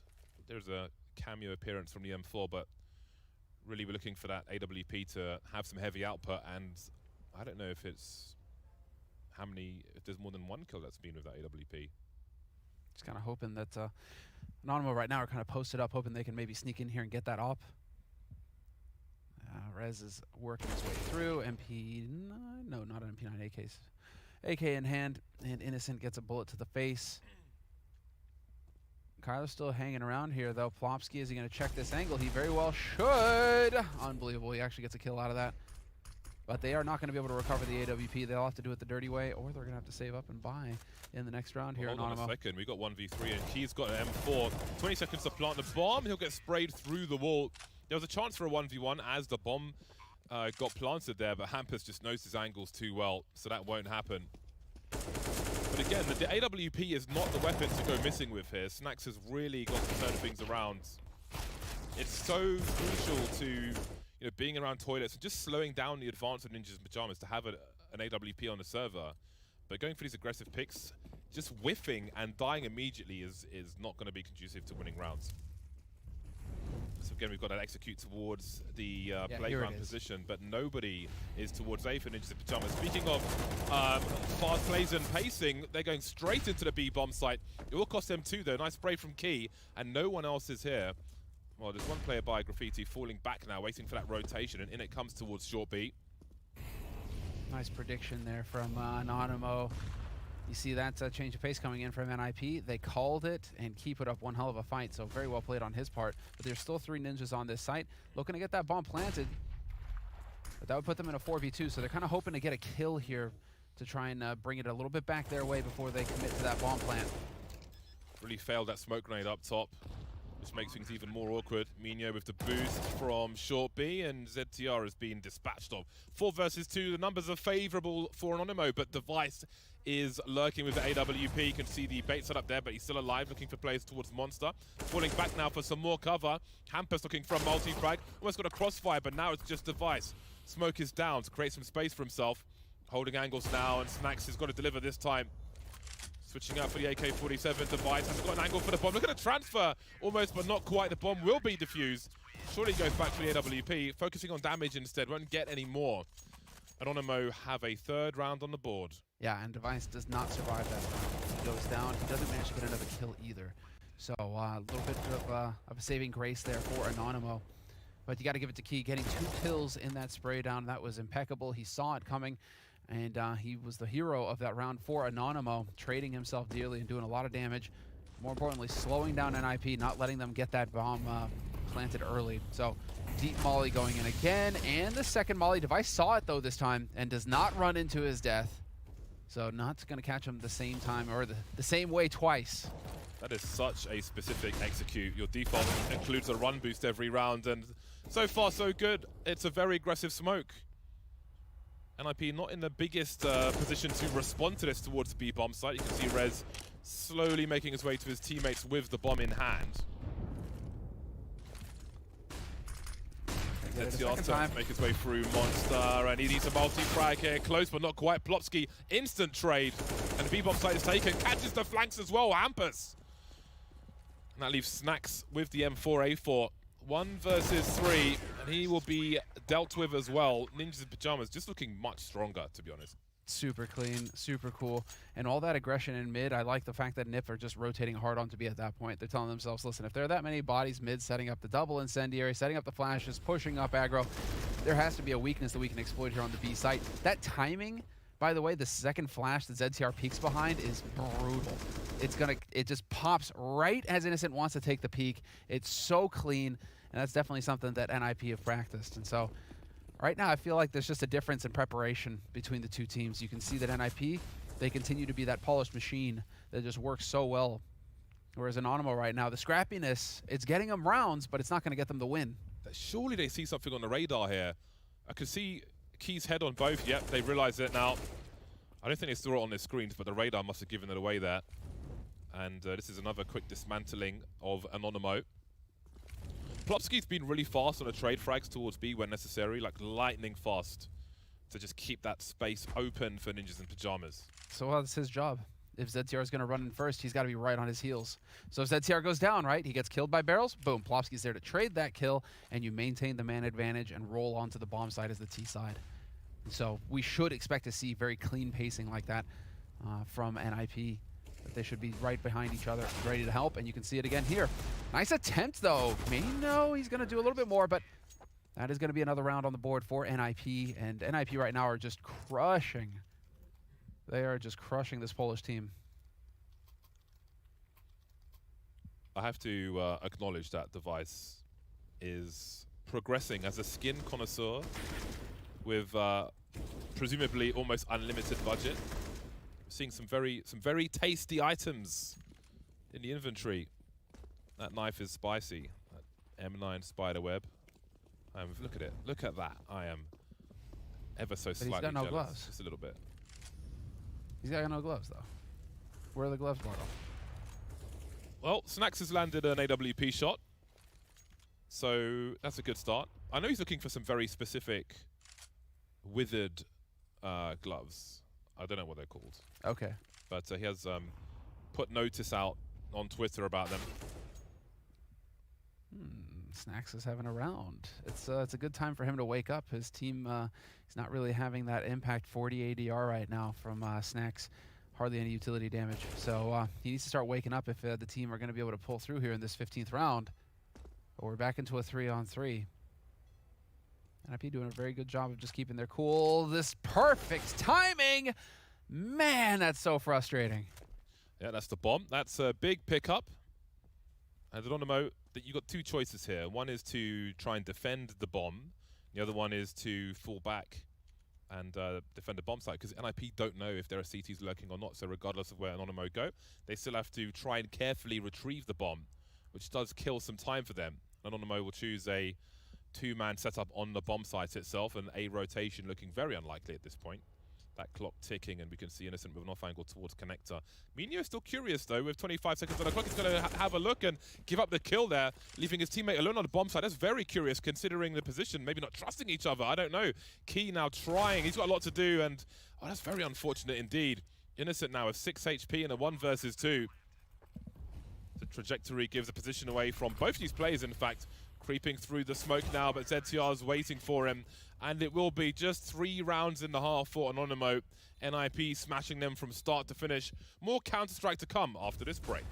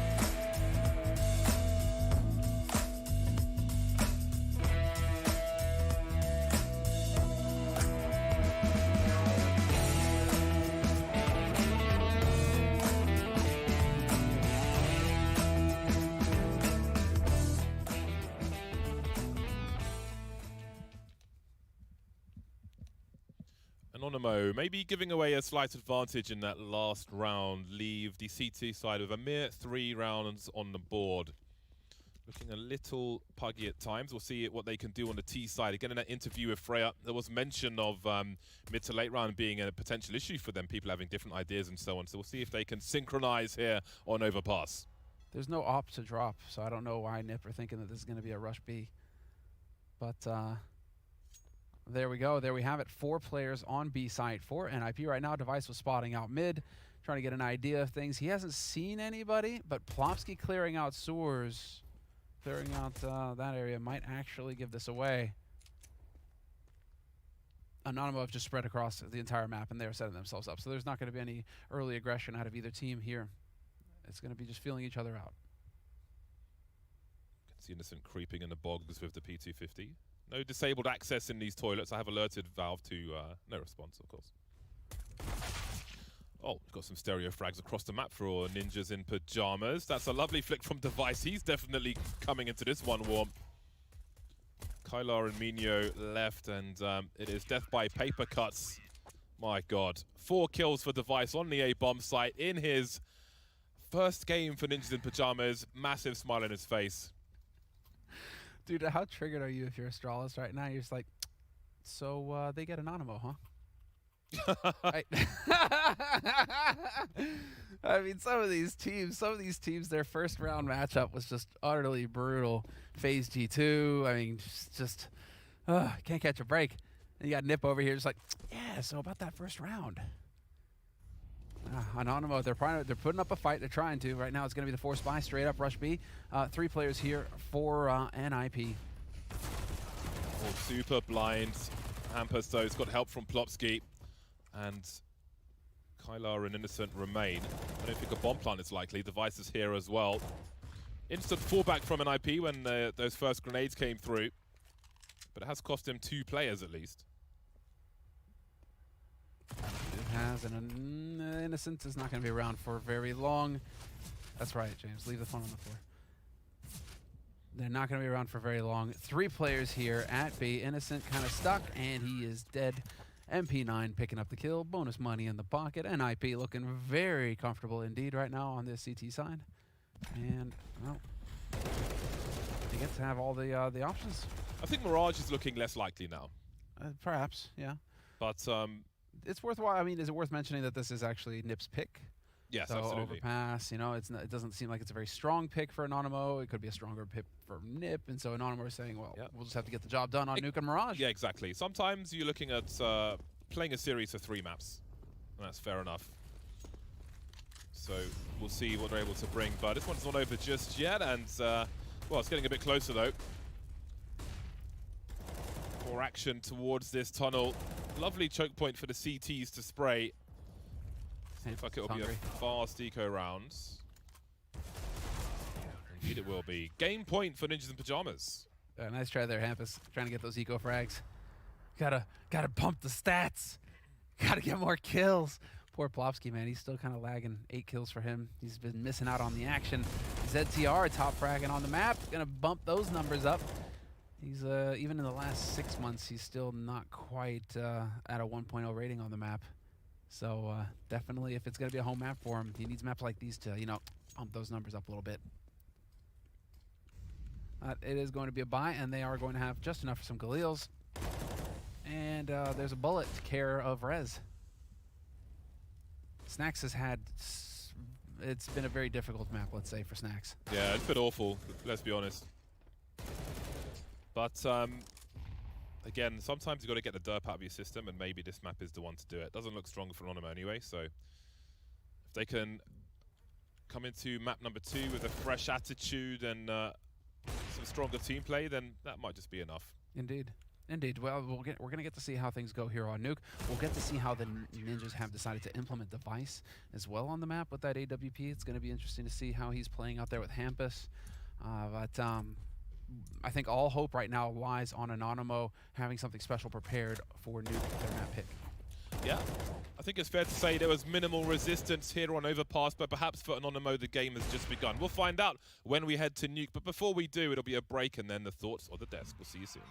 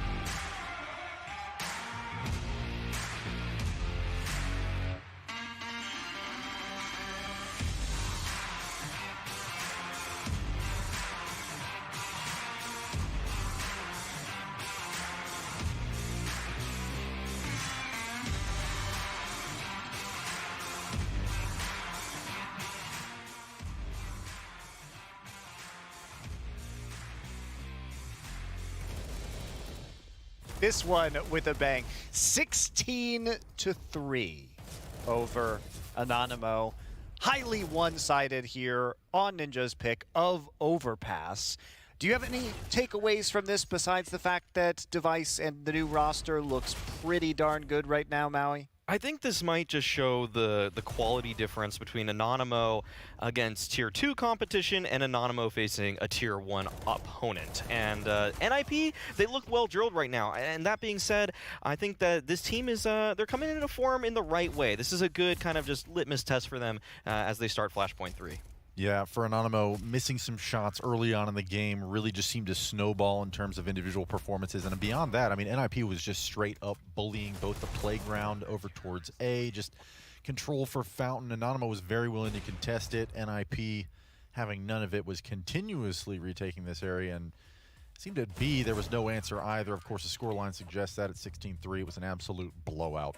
Well, Lex, what was the most impressive facet of NIP's performance to you now that we've had one map to see their new lineup? I think it was just the pure confidence when going into sites. We saw Plopsky, Rez, these guys that, you know, could absolutely be playing more disciplined, choosing not to, getting in the face of Anonymo was continuously being, you know, unchecked. If you're able to just press up that forward and trade those frags out consistently, I mean, 16-3 kind of tells it all.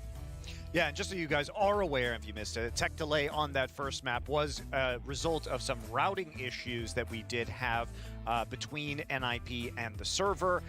Looks like it was not affecting them too terribly much, but hopefully we will not have that issue going into the next map here in this series. Now, we do have a couple of rounds that you guys wanted to highlight. There were some interesting Molly kills in round 8, Maui. Do you want to walk us through that one? Yeah, so actually Innocent in his interview with Freya talked about how they had some tricks up their sleeves, and I think they might have been showing that to us here. Rez 100-0 through Molotov damage, and I think that little trick, so the way they did it and set it up was that they actually did a run boost from pretty much out of CT spawn, and then they threw 2 deep mollies, and usually the mollies are structured just a little bit differently, and you could see in that round that Rez actually took the ultimate punishment because he was not aware of what was coming. Yeah, NIP had answers for it. I mean, obviously control over that playground area in Fountain was continuously battled and usually won by NIP, but I think one kind of silver lining that you could take away from Anonymo is just their willingness to be able to take that aggression, get in the faces of NIP, knowing that their underdogs certainly can lend towards, you know, maybe playing a little bit more passive and over-respecting your opponents. We've already seen that here at Flashpoint, but, I mean, it didn't pan out here in any kind of a positive way for Anonymo. Well, I think this is going to be a little bit tough for them. Obviously, we didn't even know what kind of form NIP would be in. I guess the answer is really good. Really good, yeah. Very scary. And a really good example of that is going to be round 15, where it looked like Anonymo was actually going to be able to take this round at the end of the half, but Ninjas in Pyjamas just come swinging back in. Yeah, Anonymo electing to get some connector control, kind of changing things up, you know, desperate to find something that's going to work here against NIP, and you know, despite getting up numbers advantage early on, just stealing the round back away, ZTR and Rez regrouping back towards B, coming through Monster, and one after another, Anonymo falls. Yeah, it showed that Anonymo in that round in particular, they had to be a little bit random, had to be kind of gambly in order to find those sort of advantages, and then NIP was still able to slow the situation down, draw off of their experience, and just, you know, isolate the duels to end it out. Yeah, I mean, and that kind of lends to, you know, the conversation about map control. Just being able to dominate all points of contention for, you know, against Anonymo means, okay, ZTR can really slow the game down like you're talking about and be in control. NIP never seemed surprised at any kind of flanks, any kind of rehashes on terms of retaking map control. It never really seemed to pan out for Anonymo. Well, you wanted to talk a little bit about ZTR, Maui, because he was, I think, your biggest question mark coming into this. So what was impressive to you about his performance, and what does it mean for NIP at the rest of this RMR event? I think one thing that NIP has done really well, at least on Overpass, is that it looks like ZTR is becoming more of an entry fragger. He's taking a lot of those opening duels. They're using their structure, utility to try to set him up. And even if he doesn't get the opening kill, there's always a player behind him, it feels like. In this game in particular, the utility is all that needed to happen. I mean, he was finding those openings time and time again. And the thing is that if he's popping off, if your entry fragger is popping off, that just means your game plan is going very well. And so we can see that NIP right now came into this one with a clear plan, clear structure, and ZTR reaped the rewards because of it. Nothing really to add. I mean, it just seemed like total confidence out of NIP, and maybe that's the morale boost of having Device on your side, but considering all 5 of the players are performing, I mean, that's good news for NIP for sure. What is the ceiling, do you guys think, of this NIP team? Bearing in mind that the sample size is still very low. Is this a team that could be challenging for first place at Flashpoint 3? Yeah, I think with Device, the sky's the limit at this point, actually. If ZTR, I mean, my biggest question mark was ZTR, but if they're just going to use him in such a way that they develop a lot of structure so that his entry jobs are a little bit easier, if he's able, on the CT side, which we didn't get to see much of, to just kind of play his spots and let players like Device and Plopsky kind of take those openers and he just can play back a little bit more to his comfort, then NIP do have a shot at winning this whole tournament.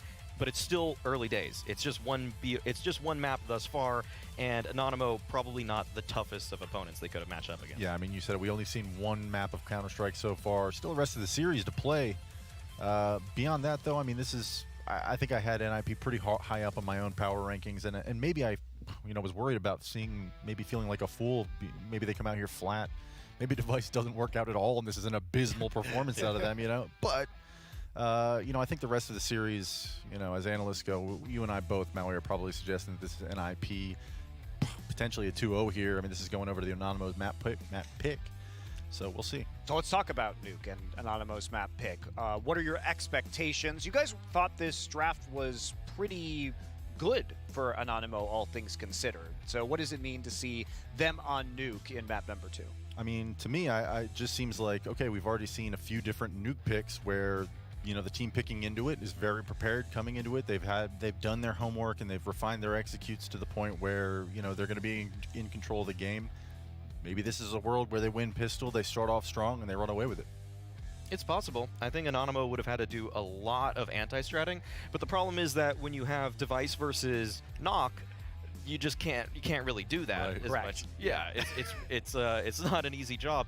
The thing is that what I'm going to be looking for most from Anonymo in this game is probably what Snax is able to bring, because I noticed that if they have a good enough T side, which they'll start on, and they go to that CT side, Snax has a lot of responsibility towards outside, and if he's not able to match up with the aggressive smokes, the plays from NIP towards that sector of the map, it can get pretty hairy pretty quickly for the rest of his team. You mentioned not having seen the CT side before. Do you think there's going to be any kind of differences in NIP's game plan on the movement from Knock to Device when it comes to Nuke or any of the other CT sides that we've seen? Yeah, they usually would set up Plopsky, Hampus to go for opening picks a lot of the time.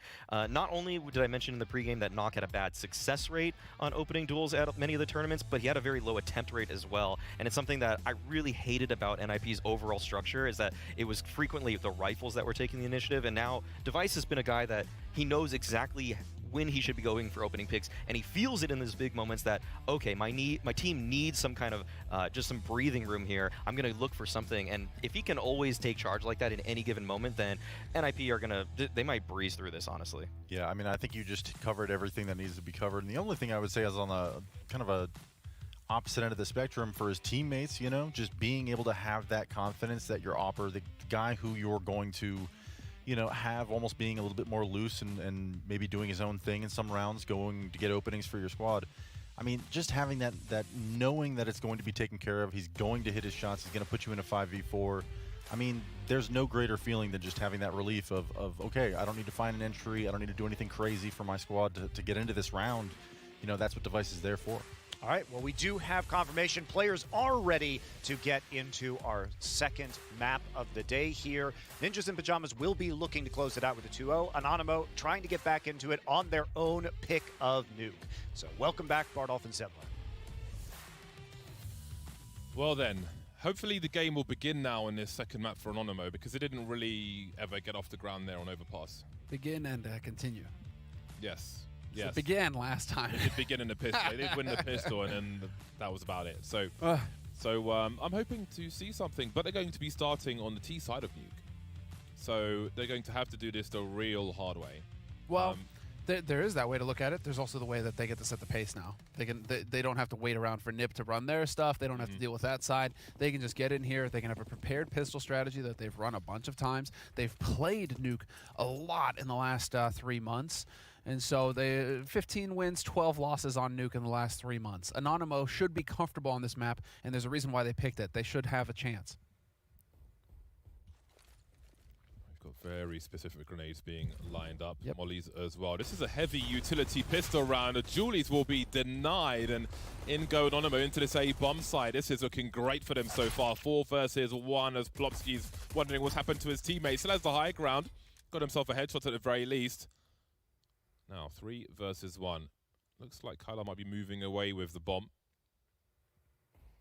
considering going down the vent. He's only got 29 HP, so this could be real awkward if he actually tries to commit to this. Plopsky unsure as to what to do, and he is surrounded at the back. There is a pistol round for Anonymo. Well, they won the first pistol in the previous game, got reset. Let's see what they can do on this occasion. Yeah, both pistols, there was, clean idea behind it. Clearly something that they've run a bajillion times and that they've practiced quite a bit. They all know what they need to do. And so it's on NIP to react at that point. And the only thing that NIP can hope to do at that point are just hit crazy headshots. And, well, that didn't happen for NIP. So Anonymo ready for it. And now they get to go ahead and have that strong start again. Like you said, last time around, however, NIP won that follow-up round. But NIP were on the T side then, so they could run a strategy that they would like and that they could get control of. Now NIP have to react to Anonymo. And so I think that Anonymo should actually be able to start chaining some rounds together here on this T side, and we can actually see what this team is capable of. Yeah, get out of there, Rez. It's a good start for Anonymo. 4 more players to find. Device has left himself $700 in the hole. Actually, really not too shabby in terms of stats for Anonymo on this map. Oh, they were really lining up there. I like that sticker on the print stream. Looks pretty good. The NIP sticker. I'll ignore that. Hey man, it was hard. Like their old logo, it was difficult to apply it tastefully to a weapon, I found. So in that respect, I think the pop of color is arguably an improvement. Okay. What about the shape? Are you a fan then of this new logo? You're a fan of this new logo? It's not my favorite logo, but I don't hate it. Okay. So I don't know what I would do if I had to like redesign an NIP logo. I'm not sure what I would do with it. But at least the color has more pop to it, whereas the other one was a bit dark. They have definitely gone in that direction. Yeah, the lime green. Yeah. Really pop out there. And nice shot in the end. And he will survive. So they get to hold on to the deagle. Hampus gets to hold on to that deagle going into the next round. He'll be happy about that. The usual spray battle going on in front of Squeak. And, well, as far as the start is concerned, this is ideal for Anonymo. They've done exactly what they set out to do, and it should continue for them here because this is now a hard eco coming up for NIP. And so NIP not really investing too much in this round. Device setting himself for that AWP in the following.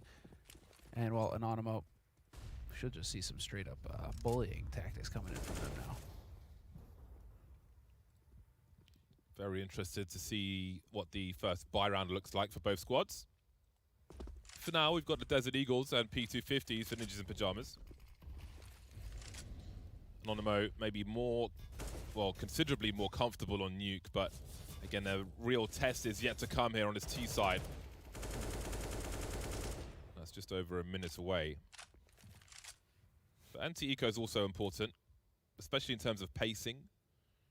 If an IPR to have numbers alive for a while, then the clock will become a concern for Anonymo in terms of bomb plant pressure and such. Lots of grenades being deployed. I know that no one is at the CT vent for now, and they've breached the ramp, heading towards the B bomb site. You can see Keys looking for that rotation, trying to cover that vent. He has got an AK though, so he could become a target in the meantime. Device is just entertaining, delaying that bomb plant. You can see Minio still holding angles on him, and he also has the bomb. Well, that smoke is unfortunate. NIP were ready to just pop that door open. Now, however, 4 players going at it. That's a really brazen open plant. Not completely covered by the MAC-10 on the ramp there. So they do lose a player kind of for free, Anonymo.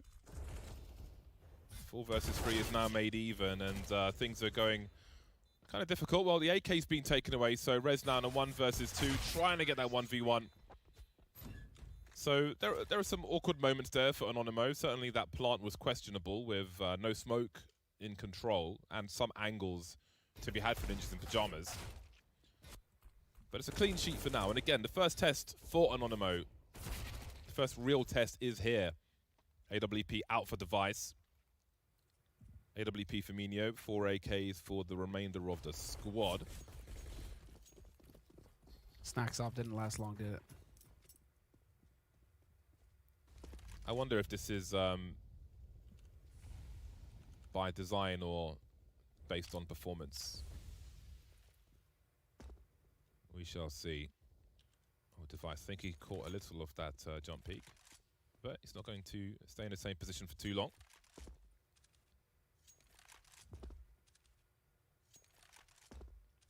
Right now he's just hoping that somebody's going to peek. He's just getting massive info.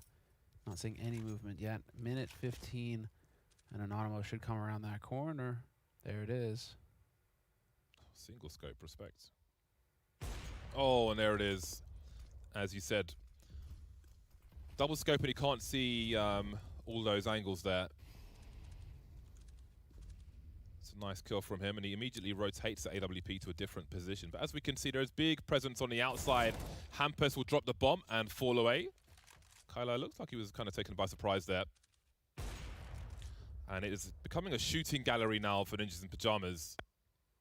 5 versus 3, no response from Anonymo. Snacks has rescued the bomb, but can they rescue a round out of this? Innocent looks up just as Rez peeks out. And that's great timing from Rez as well. Rather than holding the angle all the time, he peeks every 7 seconds or so. False sense of security equals a free frag for Ninjas in Pyjamas. Still with 500 HP in this round. Snacks will not see the CT moving behind him. Makes his way to decon. Potentially a bomb plant in this, but maybe not. Well, they do 0 damage in that round, Anonymo, in the first buy round. So indeed, the real test has begun, Semler. And Device really locking it down. We're going to get the replay here. Patiently playing in the yard. This is exactly where we expect to see Device opping. He likes to play from the garage most of the time, and then otherwise, and then I mean he just goes right through all of his comfort spots there, you know. Garage, and then he goes up to the top, gets that bird's eye view, and really just maximizes the long line that this AWP offers him of control in the outer space. And so, little molly there just to let things know. And a hard eco coming in here from Anonymo. Really hard. Pure Glocks. I like it. Go and say hi to Plopsky. He's got an A4 though, so it should be possible for him to get an Eco Cobra moment here.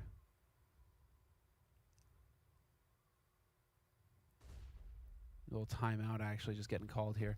But there we go. Anonymo now going to be running right on through, and we are going to get Plopsky putting himself in a position to just mow him down.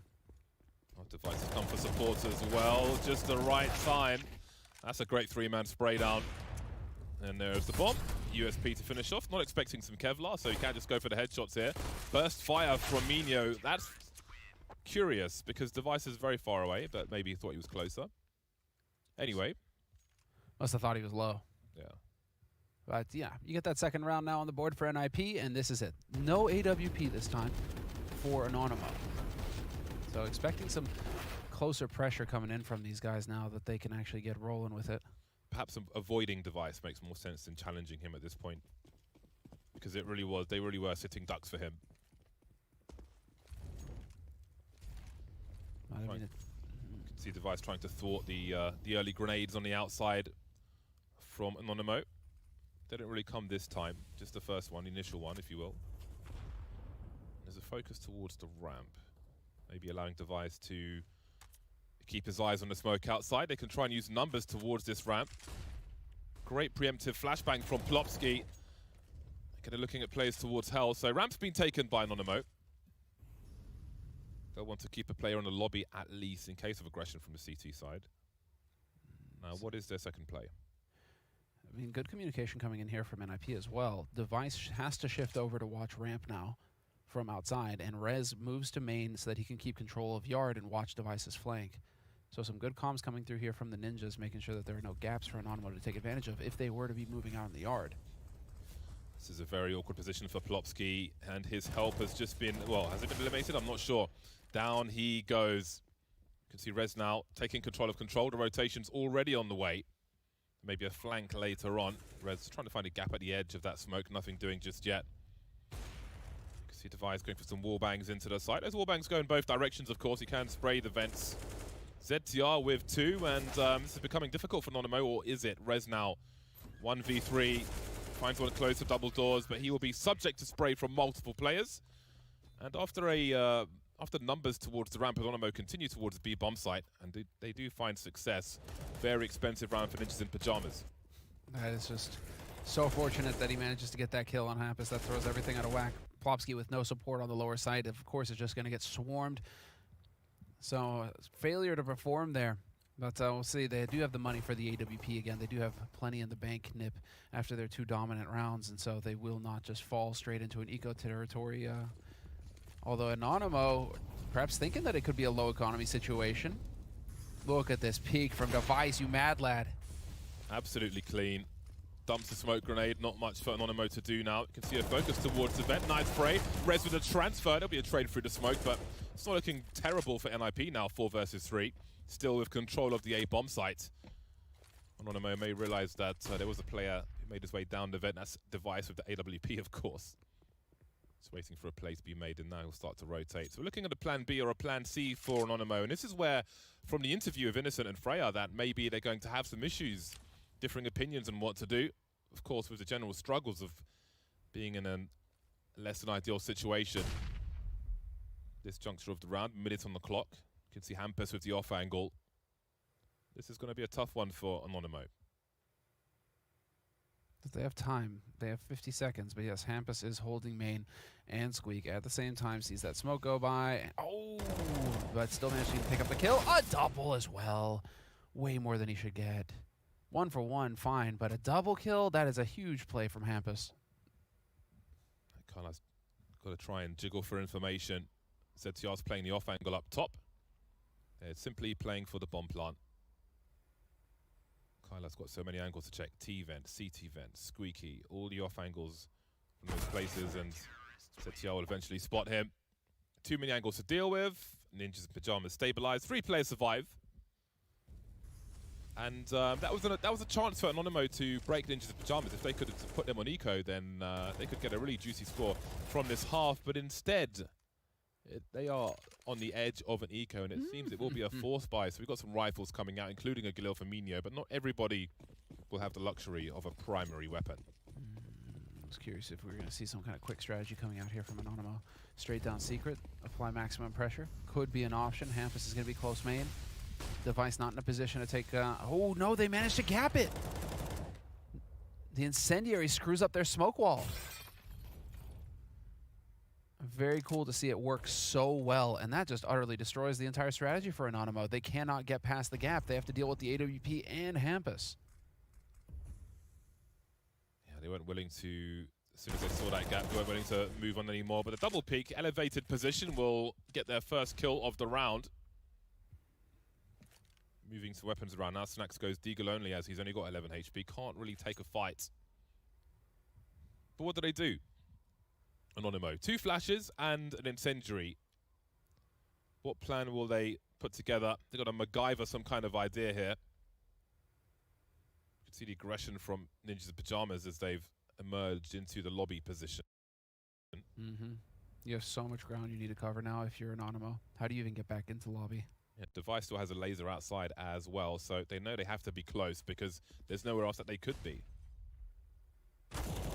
Rez gets a bomb carrier, and again, there's no one to trade, really. Kylar just staring at the wall here, spots the barrel of Rez, gives his position away, and here's ZTR creeping, but Snacks will catch him. You can spray through this wall as well. As you can see, Anonymo trying to, hoping for a kill. 24 seconds now, and there's just too many CTs, too many angles, too much disadvantage for Anonymo, and the score is tied. Well done on NIP keeping their cool in that situation, and that's just And again, you see these the players, they throw these Molotovs out by Big Red, by the Big Red container in the yard, to try and screw up the smoke wall that the terrorists are trying to put up so that they can get by to the stairs and get down into the lower bomb site. So that's one of those rare examples where it works perfectly, where there's just a huge gap in the wall, and you can see just how how completely that screws up Anonymo's strategy. Score-wise, Anonymo are doing okay because they won that pistol in the consecutive rounds. They've got 4 of 8 rounds on the T side. So that's definitely given them some breathing room, and we can see how important that pistol round was in the way that Ninjas in Pyjamas have been winning the round since. And again, it's eco territory for Anonymo.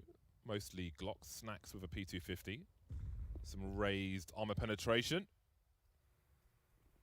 Plopsky again with a very difficult task. Drop some flames on the ramp. That should activate some kind of rotation. See that Hampus is also downstairs. Device target practice around the hell position. We've got the flicks as well. He's got help from up top soon, down to the USP, and he's going to try and get that last kill, but Rez will steal it. No damage done by Anonymo, but it is what it is. 5-4. The fist bumps go around. Nice dodge on the anti-eco, and it's looking like these guys are dialed in and ready to go. Definitely hit their stride after overpass as we get a tactical timeout called by Anonymo. And you mentioned the pistol round and the rounds that they were able to get off of the back of that. The pistol round on the T side, right, you can really set it up. You can have a strategy that you've revised and prepared for that moment where everybody knows exactly what they're supposed to do. Well, this should be a similar scenario now where you're going to have fairly decent money. You should be able to get coordinated on what it is that you actually want to run in here. So far, so good picking up ramp control. So they have that going for him right now. Is there anything that they can play off of that? Because Plopsky, he's taking these pot shots and falling back immediately. Ooh, Nip extending the timeout.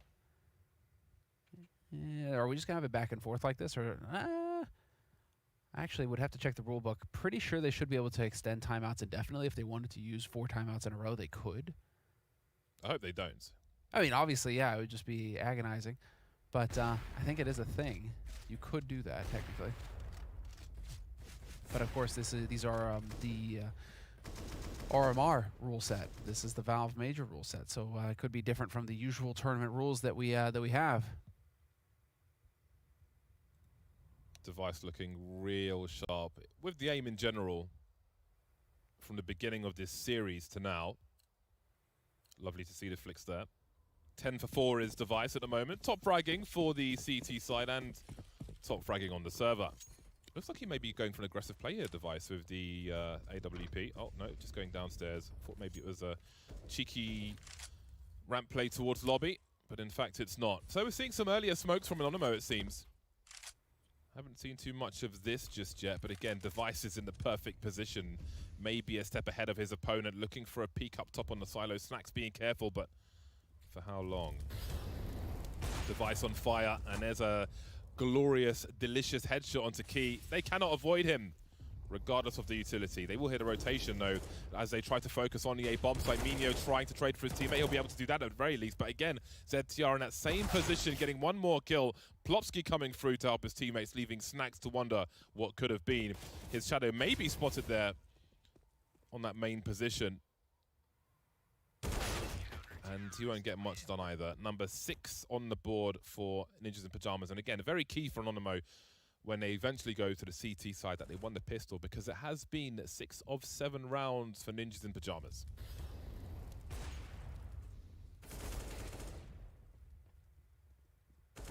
Plopsky always ready to help his teammates. Just, he's out there, man. But he's the guy who seems to really just be throwing himself into the mix at all times now for the team. The team needed that kind of dirty work guy, the cleaner who's going to show up and do everything that nobody else wants to do.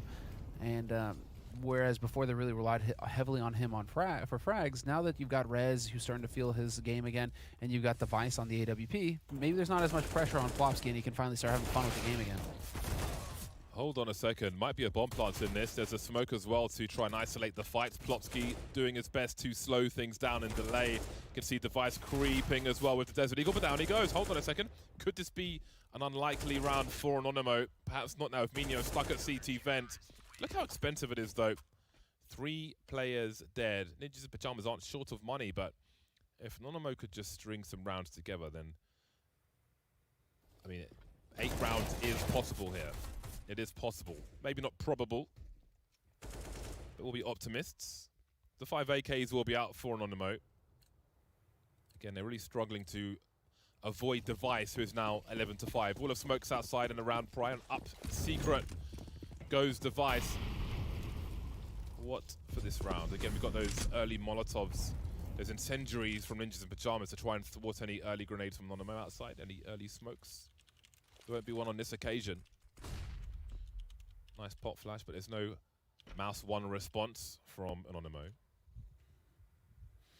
Device now with the AWP on the ramp, and I thought he was going to make a play such as this in the round prior.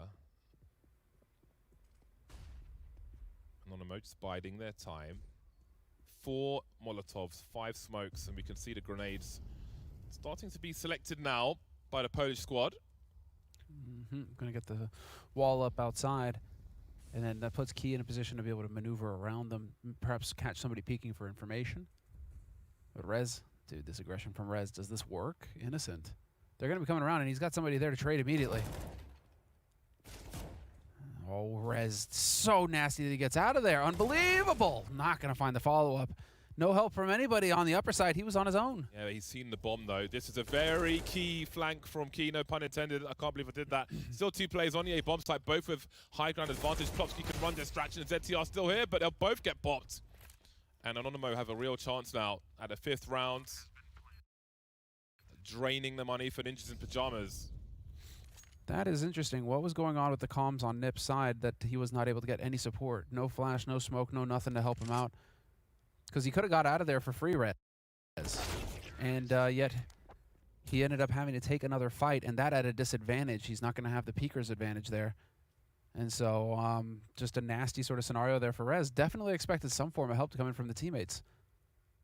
So a little bit of an error there from Nip, costing them an advantage in the round, and that ends up really throwing things out of whack. As we can see, Anonymo collecting their 5th round in this T side. Yeah, this is a huge opportunity for them now. They really have to get a consecutive round here.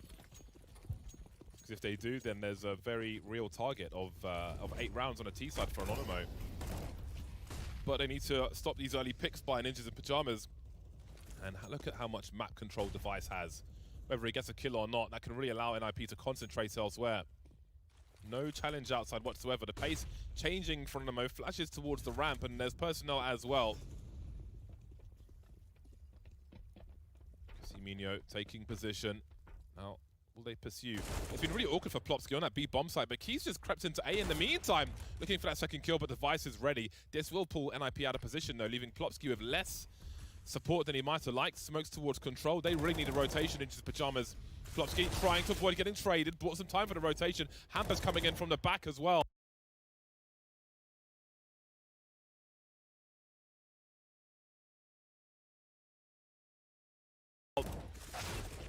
Trades continue. 2 versus 2. Minute on the clock. Got Molly's in control as well. Smoke is still up as bombs getting planted. But these smokes are clearing. There's a window now for NIP to stop this from happening. Oh boy. Snack's got a bit of fake. The no scope from Device doesn't quite land, and back he goes towards that B bomb site. Has enough information for a quick plant. Rez won't have an angle just yet, but takes out the cover. That leaves Snacks in a 1 versus 2. Now he has to deliver, but Device won't allow him to fire a single shot. Very well played there. I like it from Anonymo as well, though. They've managed to condition Plopsky to start falling back to that lower site immediately, rather than going for any shenanigans, rather. Plopsky, you know, he's constantly falling back to the site, and so Anonymo started to figure that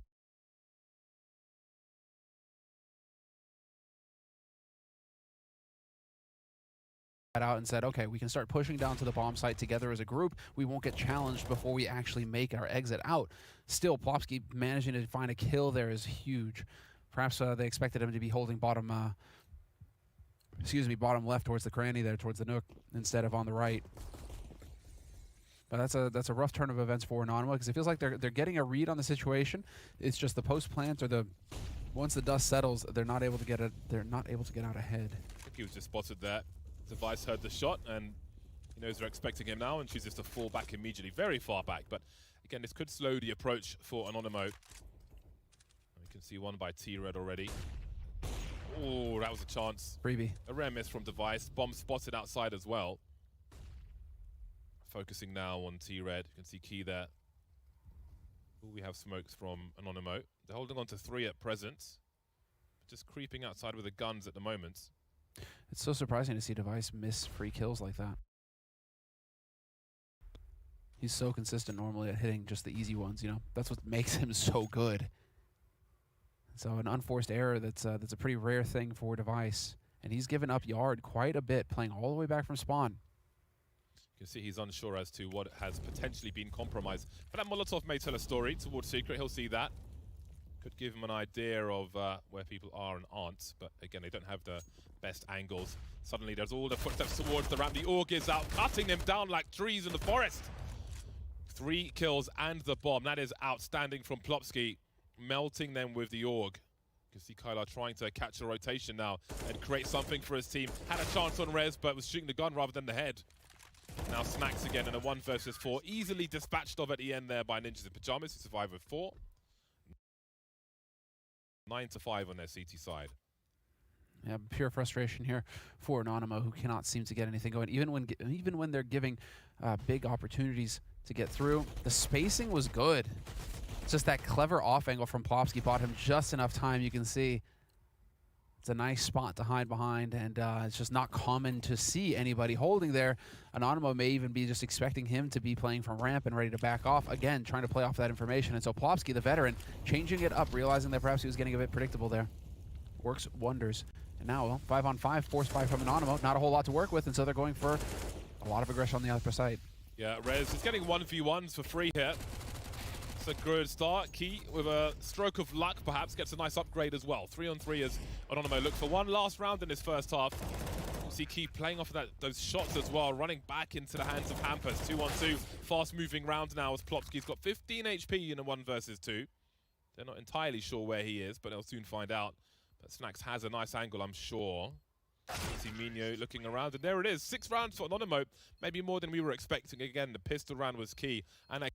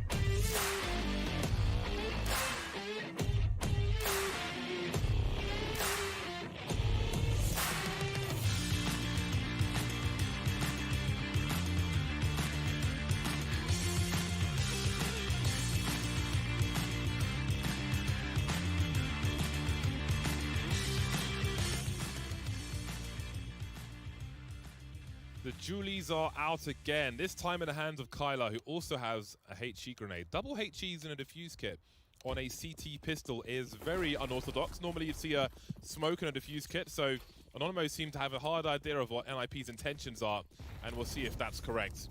Some utility from NIP as well, thrown towards the A bomb site, but it seems that B, or ramp at least, are the intentions. But again, they're baiting Anonymo all over the shop. Those HEs have been deployed by Anonymo. So it shows some presence at A, shows some presence at ramp, and back into A they go. But there are still 3 players here for Anonymo, and they've got to find this crossfire. Indeed, they will. Device jumping circles next to the blue box. Not sure what's going on there, but they got absolutely deleted by Anonymo. And Kyler with the double dualies. The dualies on top of Hut. Nip tried to pull that off, and it didn't work on their pistol round. And this time around for Kyler, quad kill with the dualies. Sick. That's Noble, a feel-good moment. Noble scrap from NIP. Tried to pull rotation towards the B bomb site with the double pump. Would that be noble, though? That sounds more shifty to me, you know? Is it noble to use distracting tactics instead of just going straight forward? You know? I agree with you. Sounds like a snake strategy to me. Absolutely. Nothing noble about it. Well then, we have the force buy, the full force buy from Ninjas in Pyjamas. Device less concerned with AWP money on a T side here.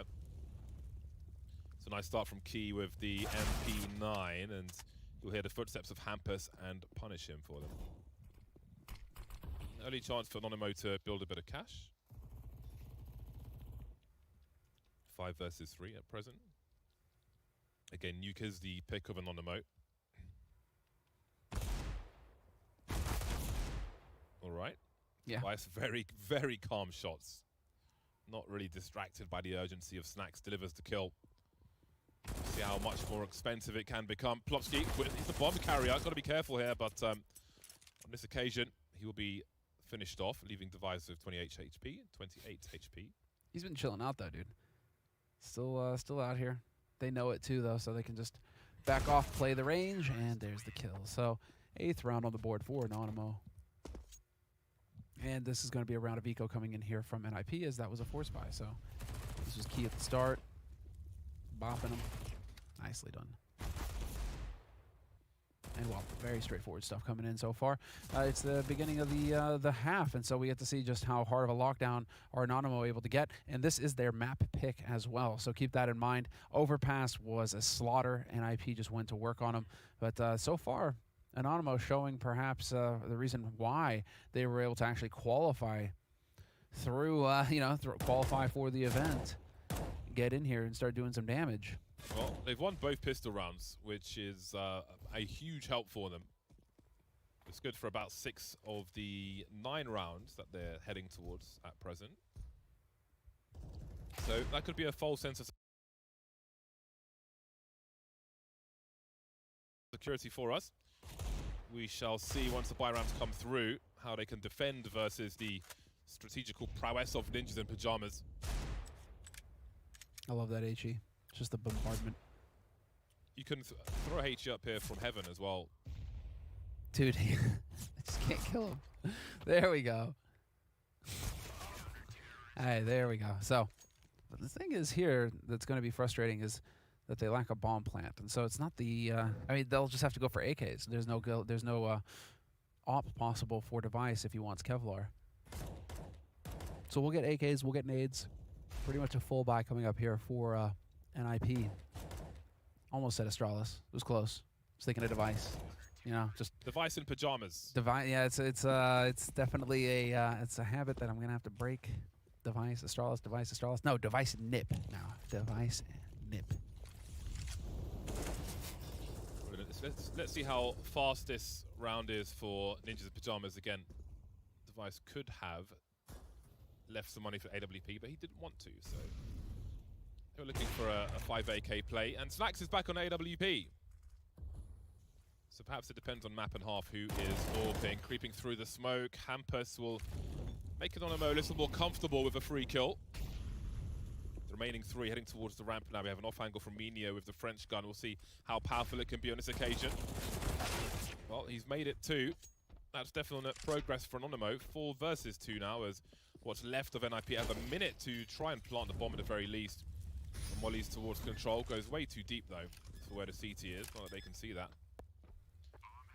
Listen, creeping up just as Device tries to jump in the window. It's looking great for Anonymo right now. Indeed, it will remain great for this round. 4 players alive.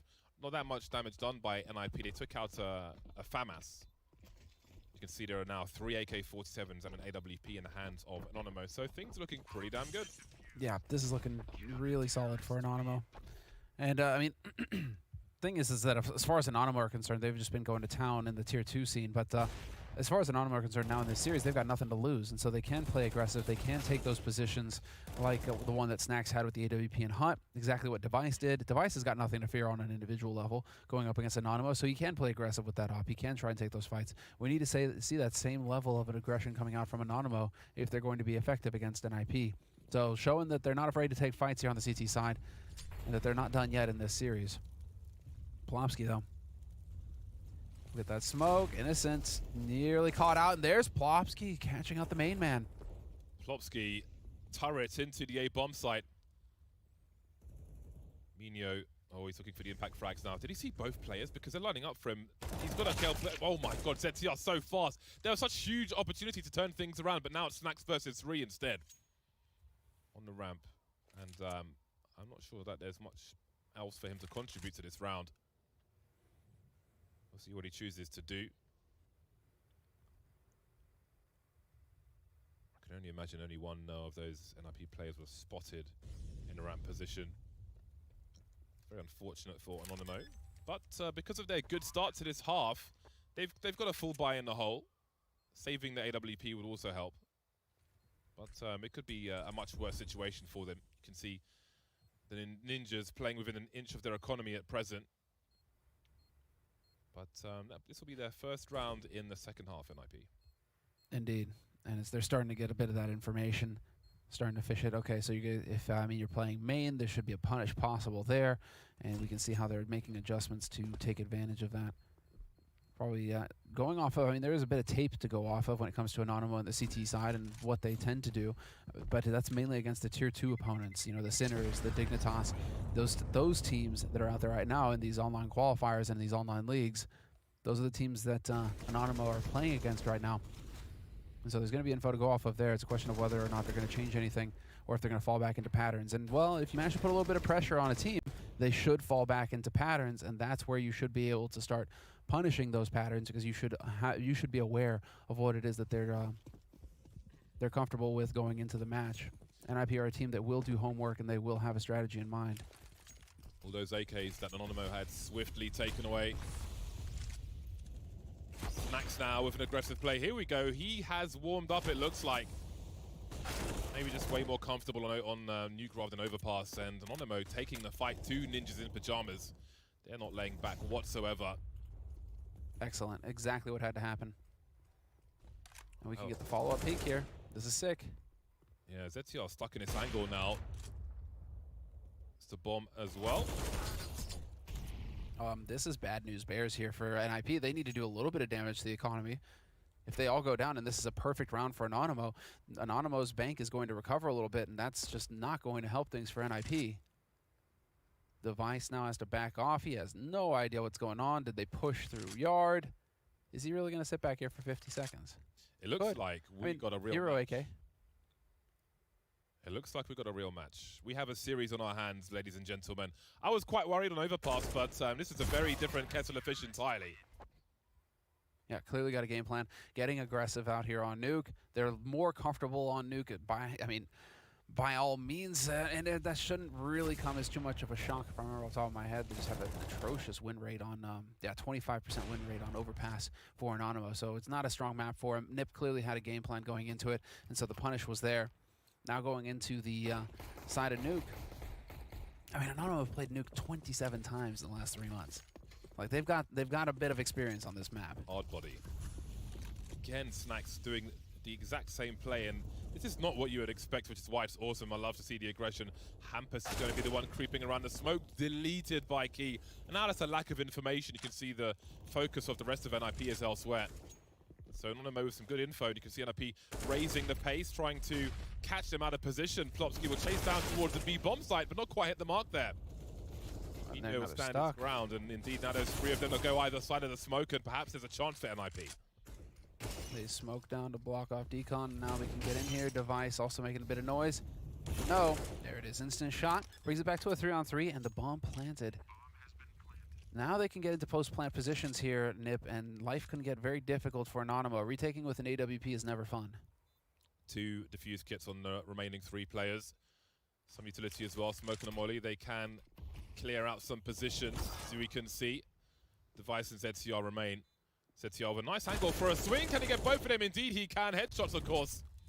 Snacks now alone versus Device and ZTR. That's a deep molly and ZTR's dead. Device just hiding.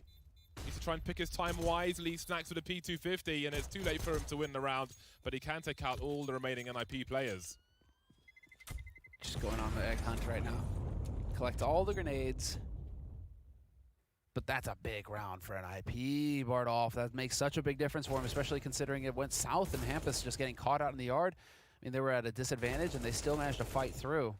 Huge spray down from ZTR. Back and forth now. Perhaps Overpass was a false sense of security for Ninjas in Pyjamas. They might have thought this will be an easy sweep, but they certainly have a game on their hands. We're trading rounds now, back and forth the last 4 rounds.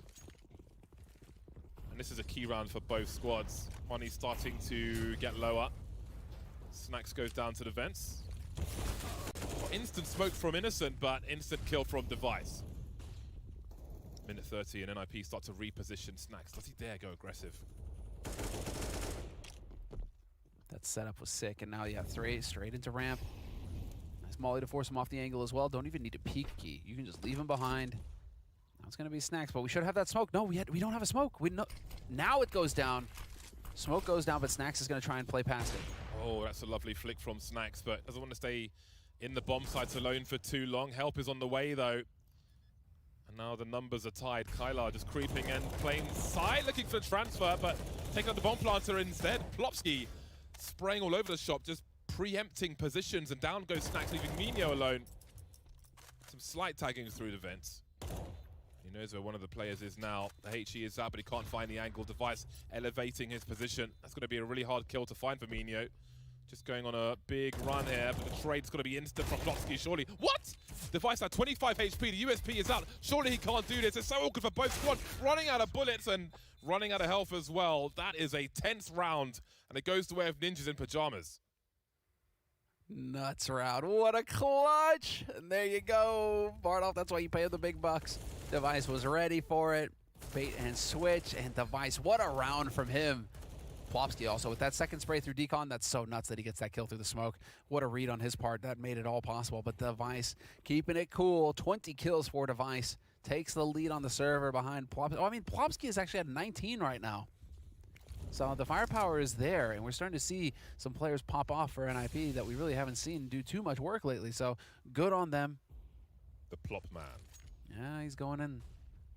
Very unassuming nickname from a British point of view, but very dangerous player. Solid team player for Ninjas in Pyjamas. You guys can't throw shade when one of the, I'm not going to repeat the name, but, well, I mean, one of the greatest commentators is called Tosspot, for crying out loud. Let's not throw shade, British commentators. Minute 13 on the clock. Hampus creeping around the smoke. Great angle from Key. Delivers the kill as well. Oh. Very, very important round for both squads, and it's NIP running out of steam.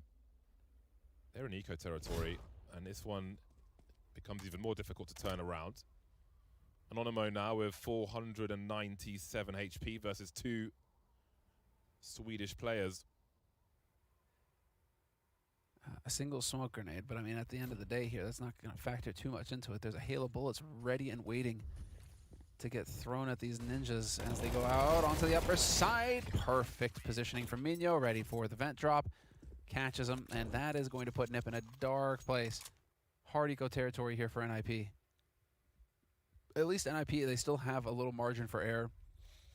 It's not done just yet. They can let Anonymo get up to 13, go for the buy in the next one. And as I say that, they go for the forced buy. So it's all in now for NIP. They are just going at it. This is a play where Anonymo would get onto 14 rounds if it goes to the next round. It's not too hot here. Plopsky out in the yard. Very quick play. Nice HE. Tremendous HE. Tremendous is a great word to describe that HE. High explosive. And there's a nice spread as well. Rez barely walking at this point. Barely running. Plenty of sound cues for Mino. He will raise the alarm and Snacks will post up. They cannot have a slip up here, Anonymo. This is real important. I want to see Mirage. NIP don't, however. I think we all want to see Mirage, yeah. Device on Mirage, what do you think of that? Rez and Klopsky, last men standing. Well, there have been 2 kills in this round, and Rez has a chance to get a third at the very least. It won't happen on this occasion. Anonymo moved to 13. That was a big buy from Ninjas of Pyjamas. And Anonymo now in a strong position to make it to 14 rounds.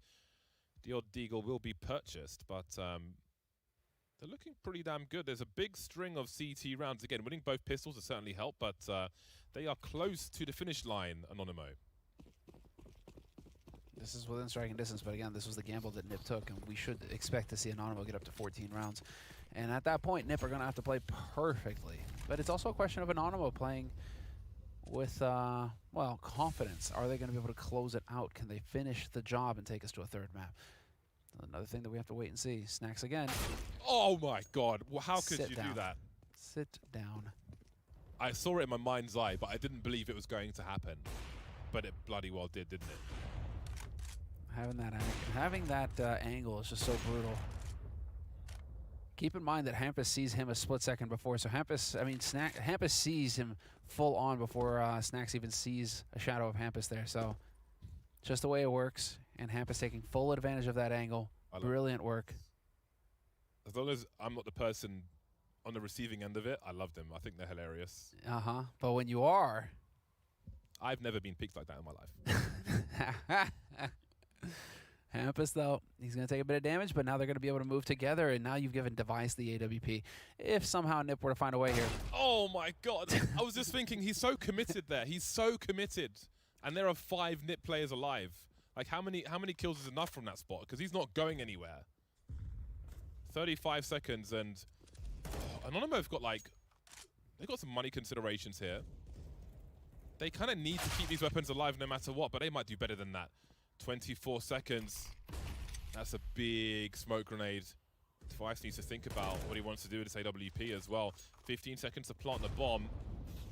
And they need to die here. They have to die these Ts, and Anonymo will service their request. I guess it's better than giving them the AWP. So that got very dangerous for a while, but here we are, Anonymo with 14 rounds. Oh, and just not enough for that op. Unless you were to go glass cannon. Device could go glass cannon, but it is going to be the full buy. AKs, full set of nades, everything that they need. And what looked like a promising situation there, unfortunately, NiP just started running out of time. They tried to perhaps get a little bit too complicated with the rotate back up to the upper site, hoping to take advantage of Anonymous rotating defense around. And instead, well, they're just going to get caught in the open. But now, Hampus, once again, setting up in yard. And this time there's lobby control for NIP. So do they elect to go to ramp and actually go ahead and say hello? Snacks has rotated around over there. Minio's a leg man. Want to see some shoe action. But again, how many kills is enough here? 0, in fact. Big risk taken by Minio. At 14 to 12 as well. Players are too dialed up on that now. It's getting abused too much, the smoke bug, where, well, smoke bug, it's not a bug, it's just the way it works. And so players are sitting in smokes more and more and more, and I think that, you know, players are just getting so used to reacting to that. Snacks is in trouble. This is the time to land the shots. It really is, and he's missed 3 of them, and he's alone. I don't know if help is on the way, but oh my God, Anonymo just being dismantled in round 27, and their economy can't really stand it. Really put himself at the point of no return, as Minio did the same behind the smoke on the ramp, and Snacks completely committed to dying on a sword on the B bomb site behind a pillar like that. Misses 3 shots in a row. Looking so good with the AWP, but this is not the time to capitulate.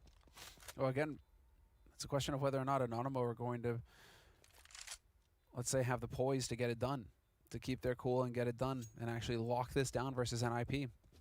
Tournament life, well, not tournament life just yet, but upper bracket life on the line here for Anonymo. And you do not want to drop down into the lower bracket. You run the risk of getting eliminated and sent home. Beasts down there. Yeah, it's not wild beasts. It's not pretty in the depths of the lower bracket. You want to stay up here in the sunlight of the upper bracket. Yeah, that's just a tough say. I mean, it's actually kind of canceled out because they're both standing in the smoke, so then it's just like, hey, who's going to be quick? The problem is, like, if there are people there, if there's more than one person there, what is 1 for 1 enough for the CTs? There's no one else on the ramp. He could have had maybe like an AWP posted up behind him or something to help like control the situation if there are assailants there. But I think 1 for 1 is enough in that scenario. For the CTs? Yeah. Because so long as you're trading and getting the info, I think that's enough. Because you have Snacks to keep to anchor the lower side. He'd already rotated down, right? So at least if you're taking one out of the picture and you get the info, that may be enough of a trade. But, yeah, but how long is that info good for? With the time on the clock. There's the eternal question, Bardo. Well then, Anonymo have eked out a buy in round 28. They've got pretty reasonable grenades as well. The AWP continues. Snacks will offer some support grenades for Minio on the ramp. The device seeks. He looks for something. Innocent has found the ZTR, however. So that's a really nice early kill for Anonymo. Exactly what they need as they look to take us towards Mirage. It's a lot of what they've been getting. These early kills, these early advantages. Oh, actually not. No slouch on that map, on that pick. 73% win rate when they've got the man advantage on the CT side here for Anonymo. I mean, that's going to be an uphill fight for NIP, no matter how you cut it. But NIP have had a couple of rounds go their way despite being down a man.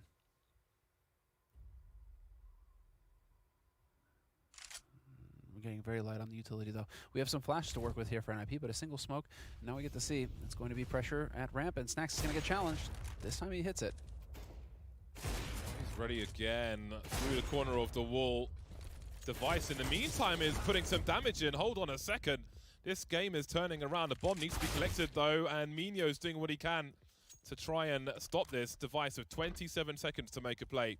One downstairs and one up. Where is Kyler? He's in the lobby position. Device has got a chance, but he better be quick. Does he commit to this? Looks like he is. Kyler, will he wait for his teammate? Starting to swing now. The flashbang is out for Device, and game point is with Anonymo. Outrageous that he actually manages to pull that off. Yeah, game point. Here we go. Mirage on the line, and we may actually get what we were hoping for. We may actually get to see Device. Maui Snake was really hitting this home, you know, on the desk going into this one.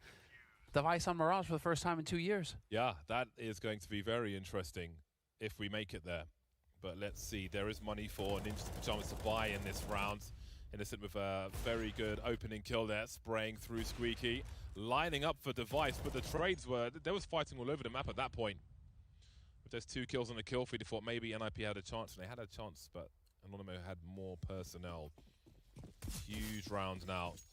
You can see some shortcomings in the economy for Anonymo. Key's got the MP9 in this round. 5 AKs on deck for Ninjas in Pyjamas, not prioritizing the AWP on the T side. And they go very quickly indeed. Rez taking out Key again. Big risk taken towards the end of this. And that might not pay off for Anonymo. Whoa, shoots right over his teammate's shoulder? What was that? Bold play there from Snacks, managing to bring it back to a 4-on-4. A Device creeping in. Loses the duel. 12 health left on Innocent, gets out of dodge. This is definitely going to be problematic now for NIP. Low on the utility, 2 smokes to work with. And really just trying to stick together so that they can actually get some trades. But look at this. Minio, man, nasty position. If he were to peek now, NIP would find themselves in dire straits. Yeah, I mean, they're still in dire straits. They're in trouble. They're in a really bad spot here, NIP. They've got sub 1 minute as they try and decide where to go, trying to edge towards, oh boy, there's one found, and Minio will just fall back, play the time. 4 versus 2, try and play the numbers with his teammates. There are so many different places he could be now. Pops out, but he does get popped by Plopsky, and now he's got the information, and time is much lower, so they can really play with this. Molly in the vent, but Snacks is here with the AWP. Kylar's taken so much damage to get towards this bomb site. Snacks with a flick now, leaving Plopsky. And he's got 2 more to find. 19 seconds, and we've got a CT by Deacon through the door for Kylar. And indeed, we head to Mirage. 16-13 win. Clearly, it was a bit closer, no doubt about it. It wasn't as one-sided as Nip's map pick, where Nip were clearly at home. Here on Anonymo, though, they had a game plan and they managed to stick to it. They keep their cool, and what looked a little dicey there towards the end, they still play with the aggression. Instead of giving too much respect to NIP and letting Nip start to dictate the rounds in the end, Anonymo, they do their work, and they play aggressive. They keep the fight going towards Nip. That's the real thing to take away there. So this bodes well for Mirage. Missing an overpass, definitely turning up in Nuke. What will the climate be on Mirage? We will find out soon enough. But first, we will head to see what the analysts thought of that previous map. We will see you after the break.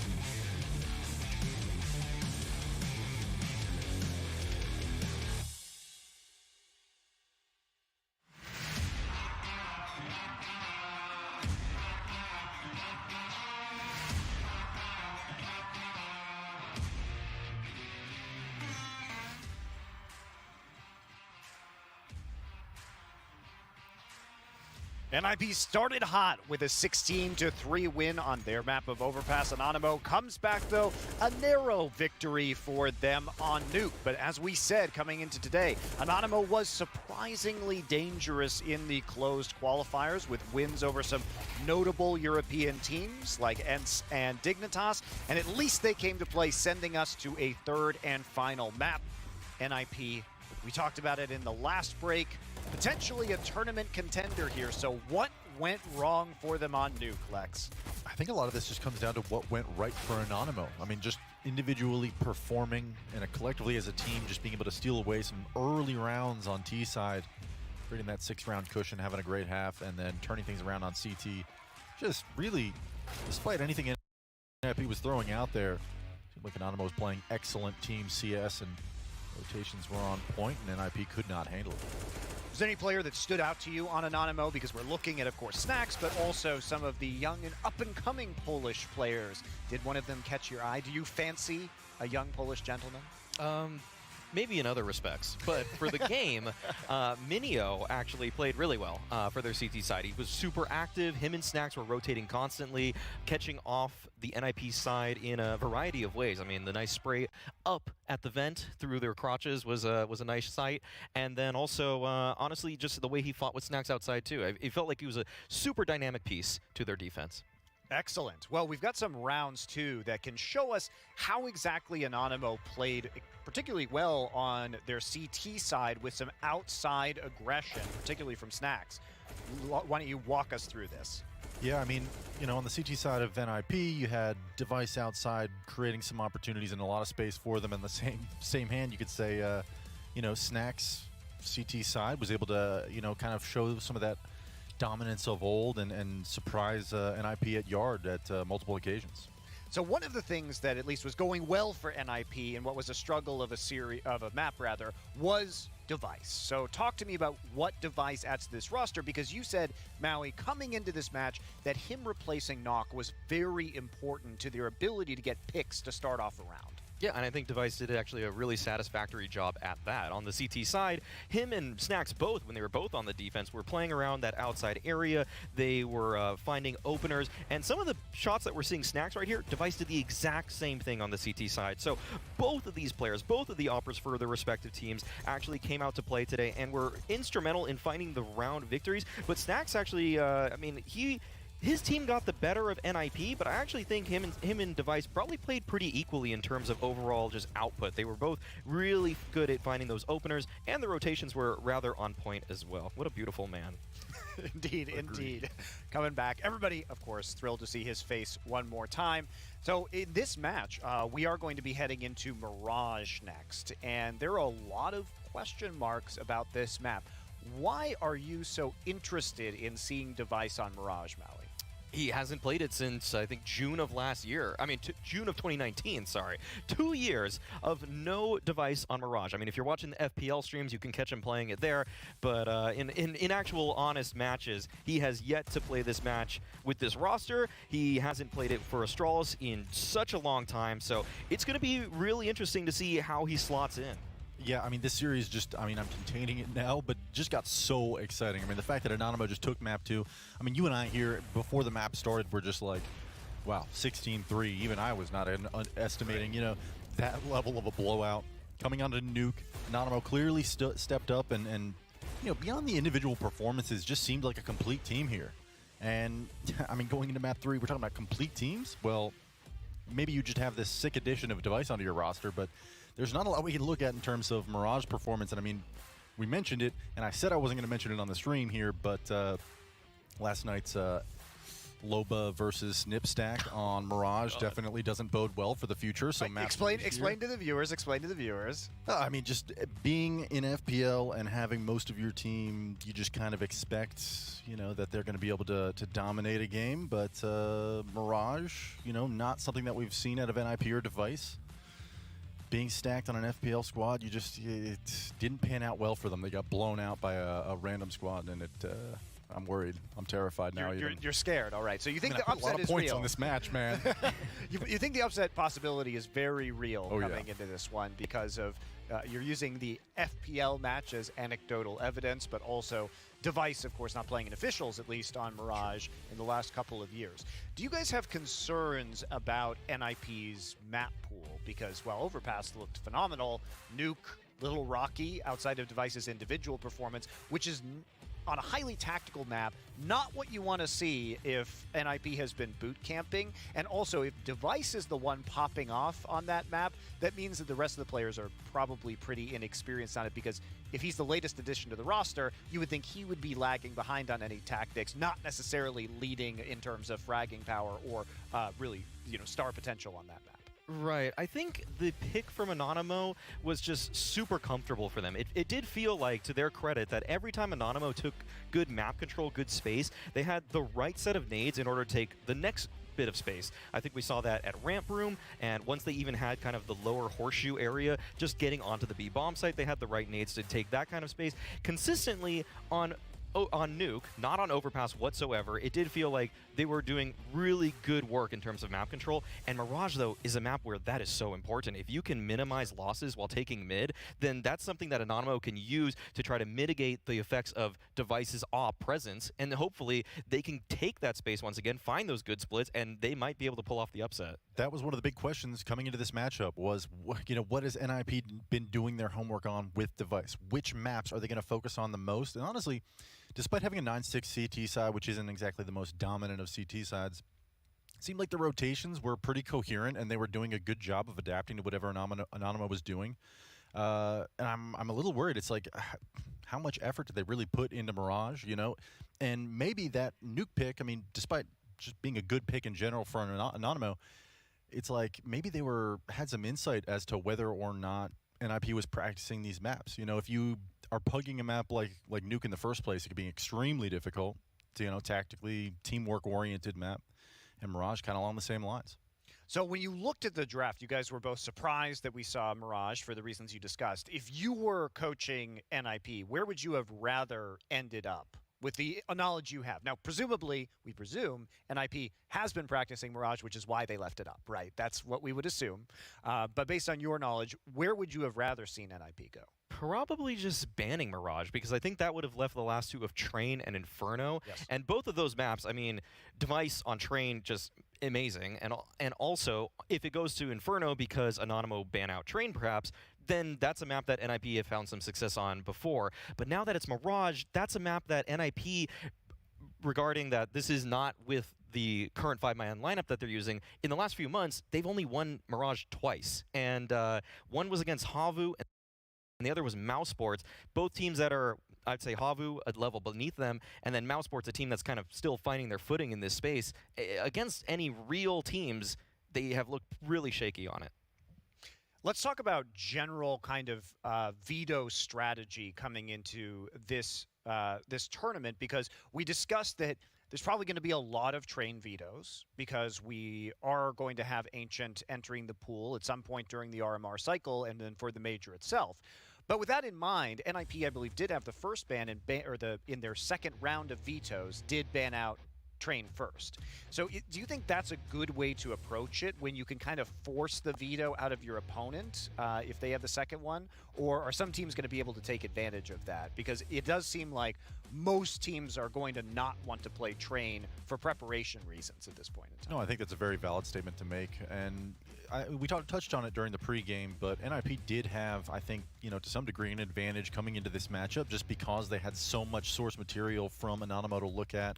Even if you look at a lot of their, Train performances, whether or not they were even strong on the map probably wasn't even a relevant question. To your point, if you're adding Device onto this roster, why spend a whole lot of time even preparing for a map that won't be around for very long? So yeah, I mean, I think, for whatever maps they were available to them, I think they probably had a pretty good idea of what they'd run into here. Yeah, I just think if you look at the overall strategy, probably very few teams are practicing Train right now overall. So in a way, if you have the first ban of the second phase of vetoes, it kind of makes sense to try and force your opponent to ban it instead of you doing it yourself.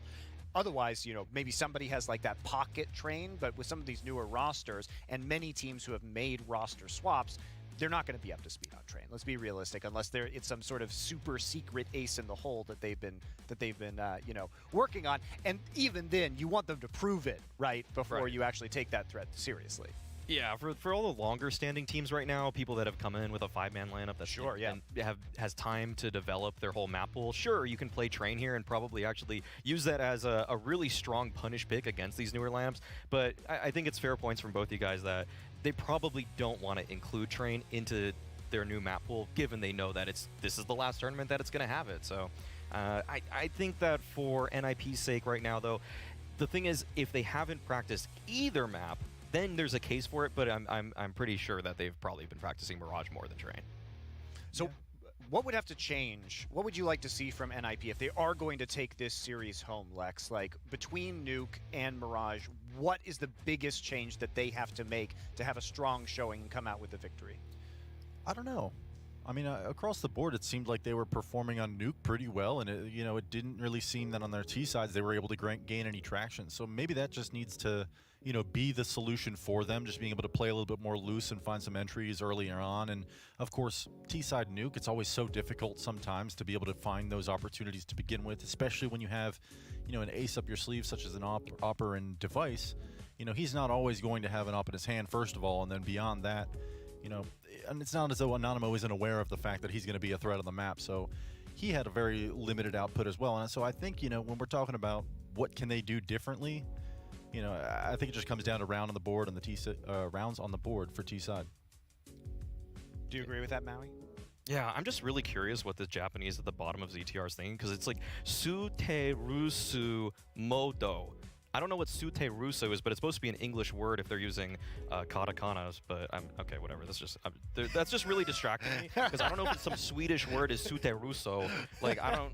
Maybe. So yeah, yeah. But okay, that's just.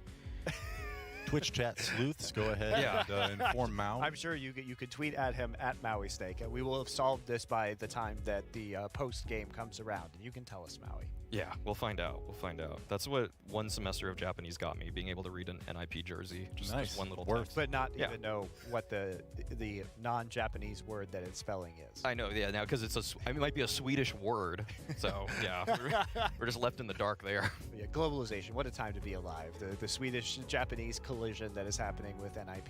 The world is just getting smaller every day. How beautiful. We're doing a show about EU teams in LA. Like, what is happening, honestly, at this point? Incredible. All right, guys, we do have a couple of server issues here that are going to be delaying as the players try to get into the game. Of course, we did have that tech delay to start off the day, unfortunately, with some routing problems for NIP. So, that said, we can talk a little bit about our next matchup.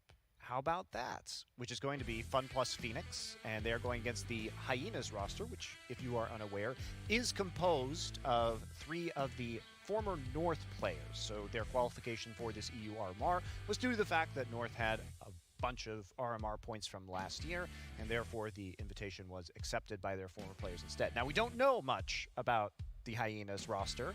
It's a mystery team. It's the mystery team. Well, NIP was kind of the mystery team as well. But, yeah. A handful of mystery teams, actually. Yeah, but we do. So we didn't get to see them in qualifiers as a result. Weirdly, the name Anonymo is one of the least mysterious teams because we saw so much of them in the closed qualifier. Right. But, yeah. Played like five or six best of threes. Yeah, in at least. Qualifiers. So. Yeah. Way too many. I've watched way too much Anonymo recently, so yeah. Whereas Hyenas, there's just simply nothing to be. I mean, we have no. It's the Danish misfits, man. Yeah. It's kind of a strange makeup of a team because also the IGL role, which was previously occupied by MSL, is now just vacant.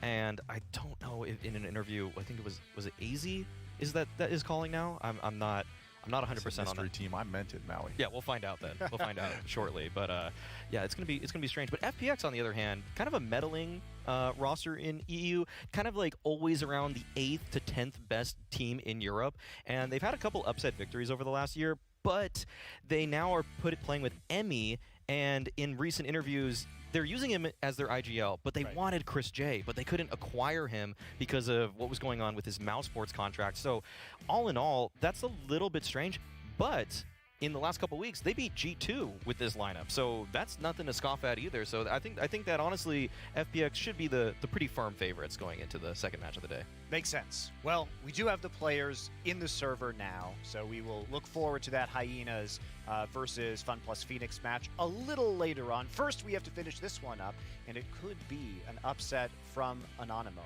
Will it be Semler and Bardolph? Are you calling it Anonymo? Me, I'm still leaning towards Ninjas in Pyjamas, but nothing is guaranteed. I think that much is true.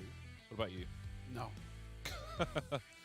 Well, Ninjas in Pyjamas are going to be starting on the CT side of Mirage. The knife round has come and gone while the guys were speaking, so we are 8 seconds away from Device on Mirage. Been a long time. Device on Mirage, there's the element of surprise there. We get to see what kind of shape he's in. I mean, Anonymo on Mirage are not going to be any slouch. They've been beating teams like Complexity on Mirage recently. So, I mean, like, Complexity, not a team to be taken lightly.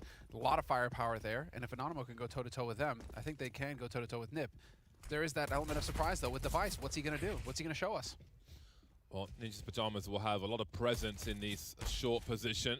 For them dancing around the ladder. Device is going to take one in the face. And then another one from the hands of Key. Sees ZTR creeping around the smoke. As it dissipates, so will Key. 4v2 bomb looks likely to get planted here, but how much can Anonymo do afterwards? Snacks and Kyla both half health. Not really in a position to help each other, and my god, Kyla gets popped as well. That leaves Snacks alone, and the bomb's not planted for him. ZTR has a kit, and he can just comfortably head to defuse that bomb, although Hampus is on it for some reason. But either way, there's not much Snacks can do. ZTR's like, hello, I got a kit, hello, hello, come in, hello. One thing is like, okay, it's exciting to see Device on this, but it's also worth considering that NIP are not a team to be taken entirely too lightly on Mirage as well. It's kind of a 50-50 win rate for them. So as a third map, you know, it's not all over the place. But, excuse me. I mean, they're still going up against teams like Complexity. They're going up against the Tier 1 teams, and they've been playing them close. Although what's interesting is the last time that NIP played Mirage, they played Complexity, and it went to overtime, and they lost. Whereas Anonymo, you know, obviously it means that Anonymo are the better team on Mirage, right? Because they beat Complexity in regulation, not even overtime. Isn't that how that works, James? Something like that. Something like that, something like that. This is a big buy from Anonymo, wasting out the initial utility from Ninjas in Pyjamas. NIP not being too active in looking at what's happening, but they seem to be expectant towards this A bomb site. Hampus up on short. Plopski's kind of alone towards this B bomb site. You see Resin Connector as well, and here comes the execute. Looking out a lot of the usual positions. ZTR's play will be interesting here with the smoke to protect him. Key moving forward towards CT. Device with the scout is less than ideal. Flashbangs, and Key hasn't seen any of him, but Plopski's going to get taken out. The B player, this is really weird. Bomb not planted just yet. Key still spraying. Device hiding in the site. Not spotted just yet. Out with the USP, trying to find something. And that is absolute bedlam on A. 3 kills for Anonymo. No bomb plant, but they have made it expensive. They've at least managed that, but it's still going to be a win in the bag for NIP, and NIP now get to farm that money because Anonymo went for the big risk play. They spent all their money that round. Now it has to be a hard eco coming in from Anonymo. Otherwise, they're going to be hard-pressed to get much rolling in the following round. So we actually have the hero AK thrown in here by Key. Okay, Russian AK in the mix. We expect the rest of his teammates to just run behind him and pick it up off of his dead body. Really looking to make this expensive for NIP. Oh, well, he'll be denied from Res, and that's going to be a hard AK to rescue, especially with Hampus right here. He will try to rescue it, though. Drawn to it. Gravitational pull. But they will receive bullets from Hampus instead. It's like, oh, look, now I've got an AK. Gee, that's nice. Didn't save him, but they are going to be able to save that AK, NIP, and that's going to be pretty unfortunate in the next round here for Anonymo. They're going to have to deal with an AK on the CT side. Never a fun time. And what a beautiful desk. Anonymo looking for their first round in Mirage. On Mirage, rather. The AK's right once again. After the hero AK, Key will have the Galil for round number 4.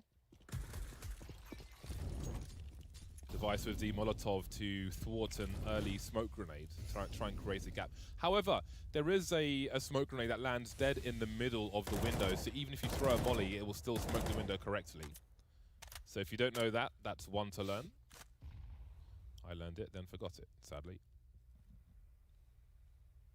Anonymo with a slow start. You can see Minio playing anti-flash in case there's aggression in mid, but there's no such aggression.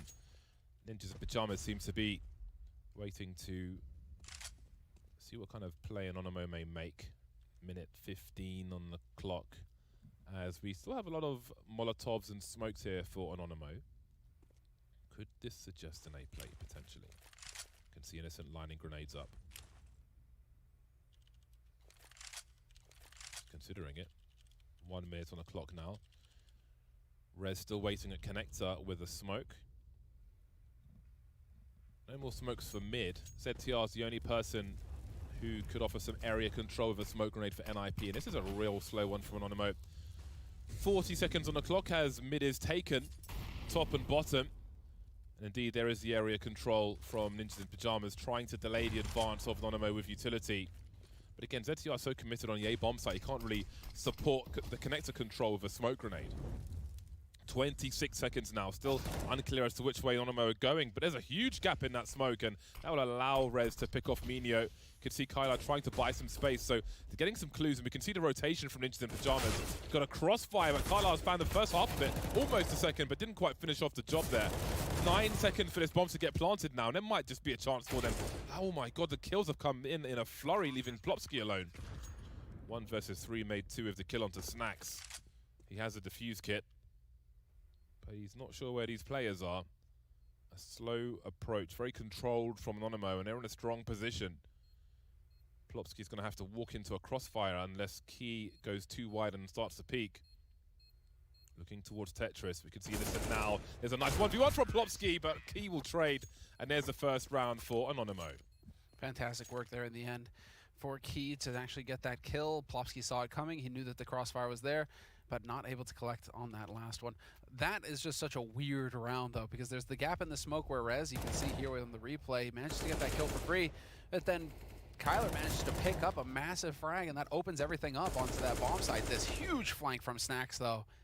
That's where the money is. Glad we were able to catch all of that on the replay, because Snacks just opening it up looked like it was a winning situation for NIP. And well, now they have to go for a force by NIP. Scouts in the mix. Nice body shot there from Hampus. Start things off. And this doesn't really show enough, you know, just a scout, okay, fine, fair enough. Anonymo right now are wondering just how well equipped the rest of the ninjas are. Double Palace play. With Innocent holding T-spawn as well. Anonymo looks very prepared for Mirage. Again, they may have some weaknesses in their map pool, but they're definitely feeling somewhat strong here. And they have a good opportunity ahead of themselves with the buy from Ninjas in Pyjamas. Well, the other thing to consider is that NIP haven't had an official in a month. So scrims are one thing, but NIP right now, they're going up against a team that just does not stop grinding officials. Oh, that's unreal. That's a good start, but what about the finish? Well, they're getting closer to it. 4 versus 2 now. Anonymo, this one's collapsed. It's going to be hard to clutch this. 40 seconds. Difficult from Palace as well. Has to do more than show presence because only 2 players remain for Anonymo. Snacks coming up the ramp. Innocent 50 HP with the bomb. He's got a flash. He could potentially throw one towards Connector for his teammate. He could get caught though while he throws it. So what is the play here? 24 seconds on the clock. They've lost half their time. There goes the flashbang. Easily avoided by Rez and a nasty deletion towards the end. Big problems on the A bomb site. That was a round Anonymo should have won, but instead they get reset. Their economy sent straight to the bin. It's that Deagle Scout combo, man. You get a tag with either one of those. It's just they can just play off of each other so well. And so Anonymo showing a little bit too much hesitation here, just trying to lurk their way out onto the side. Unfortunately for them, NIP were ready and waiting, getting close quarters with the Deagle. It might as well be a shotgun at this point. 2 body shots does the trick, and so you're always at risk of getting overwhelmed. And Anonymo now, well, hard eco pretty much. I mean, just some firepower. I always wonder when it comes down to this, like no Kevlar, no nades, no nothing to help, just Deagles. Like, all right, fair enough, but maybe keep that money for the next round. Oh, as you're thinking maybe like a P250 and a flash or something to try and create some space. Yeah, like just one of them do that. I mean, the aim of this round is to get a bomb plant. You know, getting kills, I mean, the odds of you winning a hard eco are so slim. I'd rather see you save money for the next buy round so you have a full set of nades and everything that you need, right, to fully execute, rather than just trying to get some pot shots in this round. Because odds are Device is just going to murk you like this. The others have got rifles too, so that doesn't help. Hampus is going to spot them moving up, and there's going to be a crossfire here in a moment for the CT side.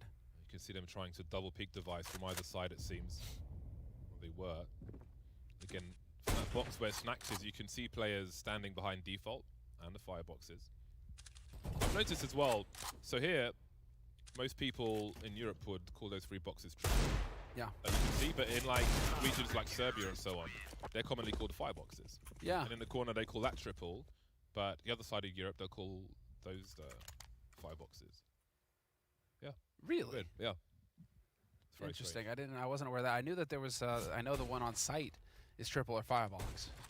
So when you play, you're just like triple, and then you say firebox by instinct, just so you can make double sure that people know what you're talking about. Yeah, you've got to know your audience on that one. Interesting. But 5-1 for NIP on the CT side, definitely in their comfort zone. Device is hitting shots with that scout, and now some aggressive mid-opping from him. Just keeping an eye on things top mid, but that is not where the action is. Anonymo gathered up for a default play to A in a moment here. Minute 35, takes a buy, still no nades. Oh, that incendiary is going to be annoying though, proper. Well, they've got clues with these grenades, and they'll charge in regardless of the Palace utility. Double peeking Rez, who's isolated in front of these smoke grenades. ZTR forced from his position as well. This execute looking strong for Anonymo. They played their plan out regardless of that Molly and Palace, and so far so good. NIP are just getting dropped one by one. Anonymo looking good for a second round here. AWP collected, and surely NIP look to save, but they're being denied. And Anonymo looking sharp. and very warm in this third map. Plopsky will do what he can to save, but might not be the likeliest thing here. The hunt is on from Anonymo. Thought he got that shot. Not meant to be. Nice adjustment made from Anonymo picking Rez. Usual spot around there, and he managed to find him for free to kick things off. And then good teamwork as well. And you could really see it coming where Device is taking a big risk sitting on CT ramp with that AWP. Because it's so common to get that flash over the top of the boxes, and exactly this peak. Kylar, there's nothing Device can do. He's fully flashed at that point. And so Device playing that close, like he's trying to make a play, but it's a very risky one because if Anonymo have a flash grenade, they're going to flash CT, and they're going for that peak. And so Anonymo, nice shot from Snacks to kick things off in this round. Beautiful. Yeah, he's certainly warming up as well. Small blip on Nuke, but the consistency is improving. Now, Device has the AWP for NIP, but he's in a passive position at the moment, enabling his teammates with some flashbangs, but again, they won't find anything just yet.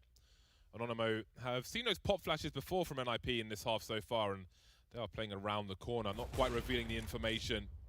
That's enough information for Device to capitalize on. Oh, that's a nice flick, and he really is dismantling his plays around connector. Innocent spotted with the bomb. Oh, how is he dodging these shots? And what is his play now? 3-on-3 minutes ago, they know the bomb is or was in connector. Zetia with a dry peek, a big swing, and there is the bomb in his hands now. Minho, crouch, and he's still alive. Bomb's been rescued. Device now, 1 versus 2. That's a big shot.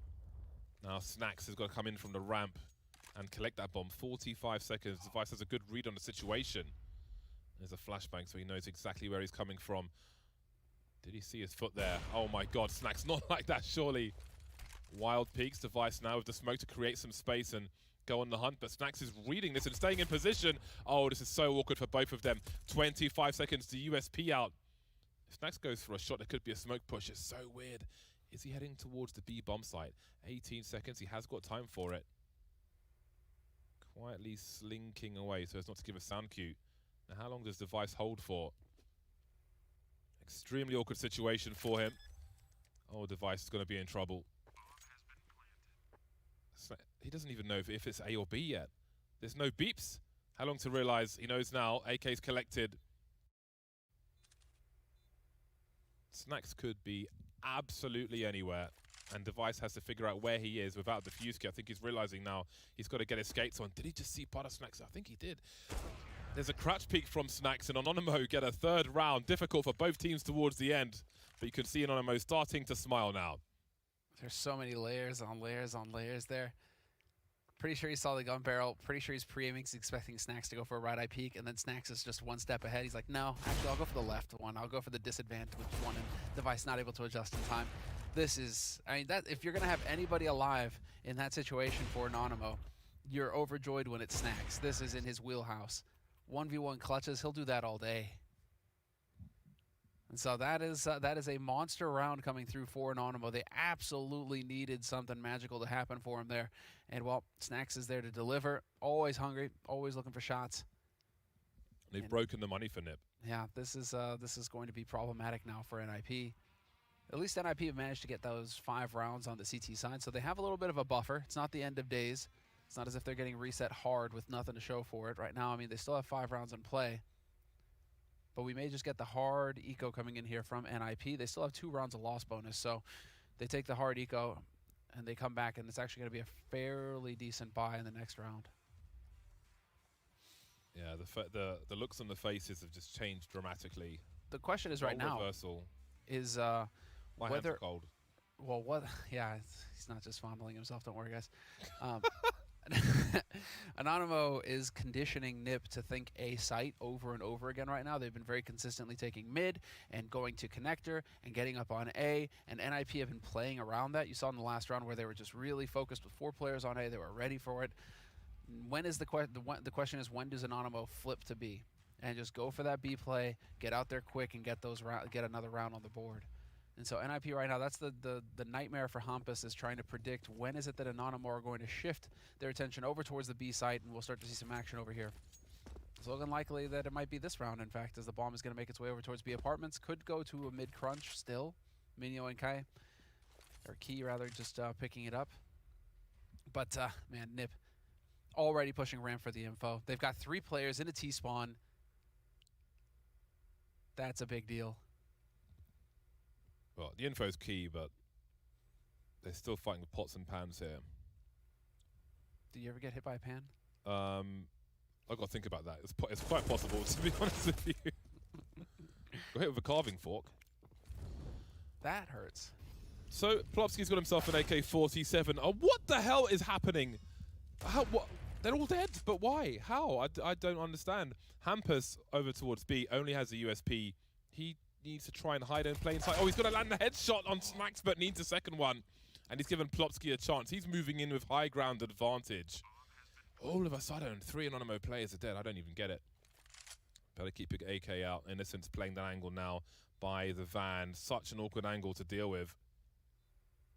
He's going to have a look from the barrel position. There it is. Crisis averted. And boy, there was definitely a crisis in that round. Dude, what a shot from Snacks. Do we have that on replay? I hope so. I hope we get to see it, because that looked just like an instant 180 headshot. Just panic shot, and he got it. Yeah, Hampus even telling him, you know, nice shot. This is Plopsky with that AK going to work. Nice shot there from Device. Oh, man, yeah, just panic spray, freaking out. No way. Got to be fast before that dong comes in. Got a ding, but not the dong. Ding dong. Ooh, interesting. Well, it's 3 rounds in a row for Anonymo now. I mean, NIP's money was broken. They will be returning to a bye with no AWP, which is interesting. Tech timeout getting called right now. The players are mystified. Neither team knows who called the timeout, so that always makes you wonder what's going on. Admins are pointing fingers at the ninjas, though, so those shifty ninjas. Can never trust them. They're always up to something, those ninjas. Based on what you've seen so far, who do you think is going to win this map? Right now, I still have to think that it's going to be NIP. Why? Superior firepower, superior experience, more preparation. I mean, Anonymo will have played more officials on the map in the last 3 months, which they have. I mean, it's not that they will. It's just that they have. I put 750 of my 1,000 points for today on Ninjas in Pyjamas. Yeah. I gotta say, I'm a little uncomfortable right now. I'm kind of nervous. Decision? I'm kind of nervous, yeah. Yeah, so I'm not sure. NIP haven't played an official in the last month, and before then they've played Mirage 6 times with a 33% win rate. So not the best map for NIP Mirage, but still, you bring Device into the picture, more firepower. It's not like Device hasn't played Mirage, guys. I mean, come on, it's like the Pug map. So he's definitely played Mirage, Device, just in an official. But Anonymo, they've played it 12 times in the last 3 months. So they've had a bit more experience on Mirage. They've had some official experience on Mirage, and they've been beating teams like Complexity on Mirage. So I still want to say NIP just because it's NIP. They have more firepower. They have more experience. But you could have Snacks. I mean, Snacks wins a couple more clutches like that, and you could be losing your points, bud. Yeah, I mean, 33% on 6 maps. It's a low sample size, but I'm worried. Those are worrying numbers. There's a great chance for Anonymo. Ninjas in Pyjamas are restarting their internet. You could see that their webcams were a little, the frame rate was a little low, which is probably due to their connection. So that would hopefully resolve their issues. But yeah, I'm concerned. I don't know. I'm nervous. I don't like losing looking a little shiny. Wars. Are we getting the stress sweats going on right now? You know, just. I don't like losing prediction wars. Especially like I think Maui's pretty good at them as well, so I got a real challenge here. Yeah, I remember London. You guys were pretty competitive between the two of you. Everybody else scores. But you still ended up having to wear the clown suit. I did have to. Yeah, you and me both. I have faith that Monty's ideas are such that I definitely don't want to be a part of them. as far as these forfeits are concerned. Wise of you. So yeah, I don't want to be anywhere near the bottom of that table. So I'm nervous. You know, there's plenty more play to come, but I'm nervous. I have to say, I did put some points on Hyenas as well. Well, what are you doing, man? Game. Well, let's see. I mean, look what's happening right now. If you could do a Hyenas upset, actually, that'd be pretty fire. Because imagine that. I mean, I think they had like a 4-1 return or something like that. So that 250 wouldn't be too bad. I was thinking of putting more on, but I was you know, I had memories of the last Flashpoint. Like, oh, I'm not sure. I want to try and limit my I thought this would be a safer bet, but it's Your risk. not looking safe right now, man. I'm telling you. Well, this is the thing with online CS, man. Anything is possible. It's so hard to make predictions in any meaningful way like that because it feels like any team these days is just a threat. You can't underestimate anybody. And Anonymo, I mean, again, and the reason it's not knocking any of the players, but I mean, champions have said, Hobbit himself was saying that you know, players are hitting harder than they normally would. They're not feeling the nerves the way they normally would. They're sitting comfortably at home, you know, instead of playing on LAN, instead of playing on a stage, instead of playing in front of a crowd. There's all these elements that are going into it, which makes it very difficult to predict CS right now, just because online. Yeah. Then you have random tech pauses like this one where you know, we've had twice now in this series we've had to wait, and so that's going to let players cool off. That's going to let players get nervous. I mean, a lot of things keep going on here. But we'll see. We're live. We are back. As you can see, ZTR's pulled out the French gun. There are like middling levels of grenades for Ninjas in Pyjamas. Now, does this invite more aggression? They lack the AWP in this round as well. But I mean, snipers spend a lot of time getting smoked off on Mirage on the CT side. It's a notoriously difficult map to op on. It seems there'll be a fast burst into the B bomb site. The combo, the chain flashes, mostly avoided on the site, but there are kills to be found here as well. Plopsky dancing around, got to stay near that smoke, allow his teammates to rotate in through the door. That is the advantage of that smoke. And look at the deletions here from Ninjas in Pyjamas. 4 versus 2, make it 3. Hampus picked off. Plopsky still active here around the bench position, repositioning out for a swing with his teammate onto Innocent. And 3 plays will survive. They'd love an upgrade to that FAMAS indeed. They'll take 3 AKs into the next round. That's a good round for NIP. Dude, you wish that you had teammates that you trust as much as Plopsky trusts his teammates. Just saying. Because that's full faith in Hampus having his back. He was fully focused on the apartments. He was fully focused on just watching. Not once did he check his back. He just had full faith in Hampus to watch his back, watch his flank, and he just was there to do his work. What a play from Plopsky. But remember what I was saying. Anonymo have been conditioning NIP to, you know, that they're going to hit A and take control of mid over and over and over again. Now that they've gone B, it's been a bit dicey. It's been a bit dicey for Anonymo. So question is now whether or not they're going to just shift back over towards this A site, because they're looking a little confused. They didn't have quite as much success over towards B, and so it may be a matter of just shifting back over to what has worked so far this first half, which is to get that mid control, to play it safe, and then just explode onto the A site through connector or through ramp. Dropping that smoke between Van and the B bomb site's really handy for the CT side. Helps them keep control of the bench area and also allows their teammates to easier rotate through the market door into the bomb site. Something you need to familiarize yourself with if you play B site on Mirage. Well, after the Anonymo timeout, there is an NIP timeout as well. Maybe just to have some camaraderie. They're smiling again. They are. And I did confirm you can chain up as many timeouts as you want. So you could, in theory, run 4 timeouts in a row. If you really wanted to have that extra time to discuss, you can just keep going. The more you know. Indeed. Well, you've seen teams I have a do lot it in to the past. say. I've seen teams do 2 in the past. I think we should have 3. timeouts as well. Pardon me? I think we should have timeouts. Oh, yeah, where we get to just kind of pause everything and yeah, and we need to look at this round over again, guys. Give us a second. Just say things. Snacks will have something to say in round number 11. He is the hero, AK-47 for Anonymo. There's a lot of deagles behind him, but that is the big gun, so to speak. And back to default we go. So Anonymo just spreading all out. Gonna crunch mid, get a bit of mid control. Key chilling out in Palace makes me think they want to wind up on A site. As long as he stays alive, that's a real threat. So we could just go right up connector onto the A site. Device and ZTR, though, are in a nasty spot. This can get real fun real fast. Kyla's got a flashbang to go into connector here once the smoker's gone.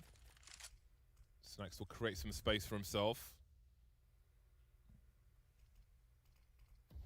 Kyla's top mid. Oh, Snacks is going to go in dry. So connector's been secured for Anonymo. This is denial of information for Ninjas in Pyjamas, and see what they choose to do with it. Hampus forced back. He's got Plopsky covering the upper ground. And there goes the AK. There'll be a trade, though, so maybe something can be found. Still a 3v3, but quickly made 2 in favor of Ninjas in Pyjamas. I think ZTR may have just spotted that jump towards the jungle. So indeed, rifles can be collected. But they're stuck in a very tight choke point now, are Anonymo. Oh no, and they're completely stuck. Innocent has to win this duel instantly. Oh, elects not to. He's out of dodge. 23 seconds. And Hampus is going to gut him. Easy peasy for Hampus. Nicely done. 2 kills for Hampus. So Anonymo trying to show some presence on short, trying to not make it too obvious what they were doing, and that it just eventually ends up costing them. Hampus just there to hold the line ready and does the damage. You can see here, replay, wins that first kill easily. Rez, though, that was a sick shot from Kyler, though. The trade onto Rez, instant death. That was beautiful. Well, the pendulum has definitely swung back into NIP's favor. We can see a hard eco for Anonymos. They head towards the A-bomb site, avoiding the initial grenades from NIP. But again, this is shooting gallery territory with 5 Glocks and no utility. Seems they will head out. You can see Minio just trying to pull the crosshair away from his teammates on the ramp, but to no avail. They will be deleted, as they should. A fast eco round is a good one. On to the next one. Yeah, the mood looks fantastic on NIP's side right now. They are looking supremely confident. They're laughing. They're having a good time joking around. This is exactly the kind of atmosphere that Threat tries to cultivate on his teams. It was mentioned actually earlier by ZTR on an interview where Threat's always joking, trying to keep things light, trying to keep things fun, just so that the guys aren't really too focused on if things are going against them or the pressure involved, because obviously you need to win here. Staying in the upper bracket is going to be crucial for those RMR points. Lamp flash being held. Wouldn't it be called a flashlight? I'll leave that to the internet to decide. We've got ZCR desperately trying to stay alive, doing whatever he can, and on this occasion it will be nothing. One of the more difficult positions to play and try and survive. NIP getting dropped on this A-bomb site. This is going to be a big retake, and we'll see who starts to peek first. I guess it's going to be Hampus here, who just doesn't even check the left side, and Innocent is here to delete him. NIP still holding out now. Device kind of stuck in the corner by Toll Booth. No diffuse kit for him, so don't expect anything funky. I just don't think he has the ability to move right now. And Snacks is still hunting. He assumes nothing. Anonymo put 4 players towards the A-bomb site, and there is nothing left for Ninjas in Pyjamas. Completely wiped out in this round. They do have a full buy in the hole as we head towards the dying rounds of the first half, but that's a 5th round on the board for Anonymo. Indeed it is, but now that's going to unlock the Device AWP. We'll get that hog on res as well. Firepower is going to be here for NIP. They are looking focused, Anonymo, but again, this is the team with everything to lose right now. They are the ones who are really trying to get it done, and they need to show up when the pressure is on. And so, very curious to see if they're going to be able to collect these next 2 rounds in this half. Very quick up to the top of mid, really trying to put the pressure on, and they do. But Rez is here. One-way smoke, tricky stuff. Device finding a kill though through that smoke, and it's an all-out war in mid right now. Yeah, and Kylar's alone with the bomb, but the challenges have stopped for the time being. You can see Device is creeping, but he's got to be real careful now. With 13 HP, doesn't want to be connecting with any grenades from the T side. See him quickly sliding over, but Minio's beyond the angles he's checking. Not dropping off just yet, not giving a sound cue, but here he is, and Device cannot react in time. That's the B-bomb site compromised. Plopsky's holding the angle for the cross into the bench, but that Molotov will tell him that there is already a player at that bench. And there's Minio popping in with the headshot as well. NIP losing everything in his 14th round. It's going to be a rough one for the next one. This is a big deal. And that is a very clean round for Anonymo. All-out war. Nip trying to come up with the shenanigans, using the smoke towards the bottom of mid. It was really en vogue for a while there, because it creates a bit of a one-way if you stand on the lip. And with that AUG as well, I mean, dude, that can get nasty. But it wasn't quite enough for NIP, and Anonymo were able to withstand that pressure. And this is just going to force them into a full-on buy round. A force buy coming in here from NIP. Deagles, Kevlar, handful of nades. Can Anonymo keep their cool? Beautiful shot from Rez to kick things off. Yeah, good start for the Pistoleros. Gun won't be retrieved anytime soon. We'll see if Anonymo goes as far as to dispose of it. 5 Desert Eagles, and I do wonder if Anonymo play a super slow round, very pokey round, then they could become subject to these Desert Eagles. 4 players for NIP currently on this A bomb site. Hampus left alone towards B. There's the weapon disposal service. Dropping the AWP, keeping the AKs out to be nimble versus these pistoling players. I think they're reading the situations to come in this round. NIP trying to storm with the numbers and just cause some anarchy. There'll be a better place to deal with it with AK-47s. Some activity from NIP now. Don't want to wait around too long. You can see Anonymo in position to split the site with Innocent up top in Palace. He spotted one of them. The mollies are coming out. Rez will try and run distraction from his teammate. Nice one shot. They got a crossfire now. You can see device activating as well. Just having another look, peppering and doing better than that. It is falling to pieces for Anonymo. Short play taken out, and Minho's got a lot to do now. 1 versus 3. Over the smoke, running out of bullets. He's got to race towards the B bomb site. Rifles may be collected by NIP. Oh, back into window though. Nicely done. He's going to go straight up short. Plopsky and ZTR though, this is a winnable position for them by all means, because there's going to be a window of time where that bomb is going to get planted. They're going to hear that go off. Now they just need to stick together. Buddy system. You have to trade. Oh, or you line up. You line up and it's perfect for him. Well, No there's way. the 7th round for Anonymo. It's very tight as we move into the second half and the third and final map. Who's going to take this series? Find out after the break.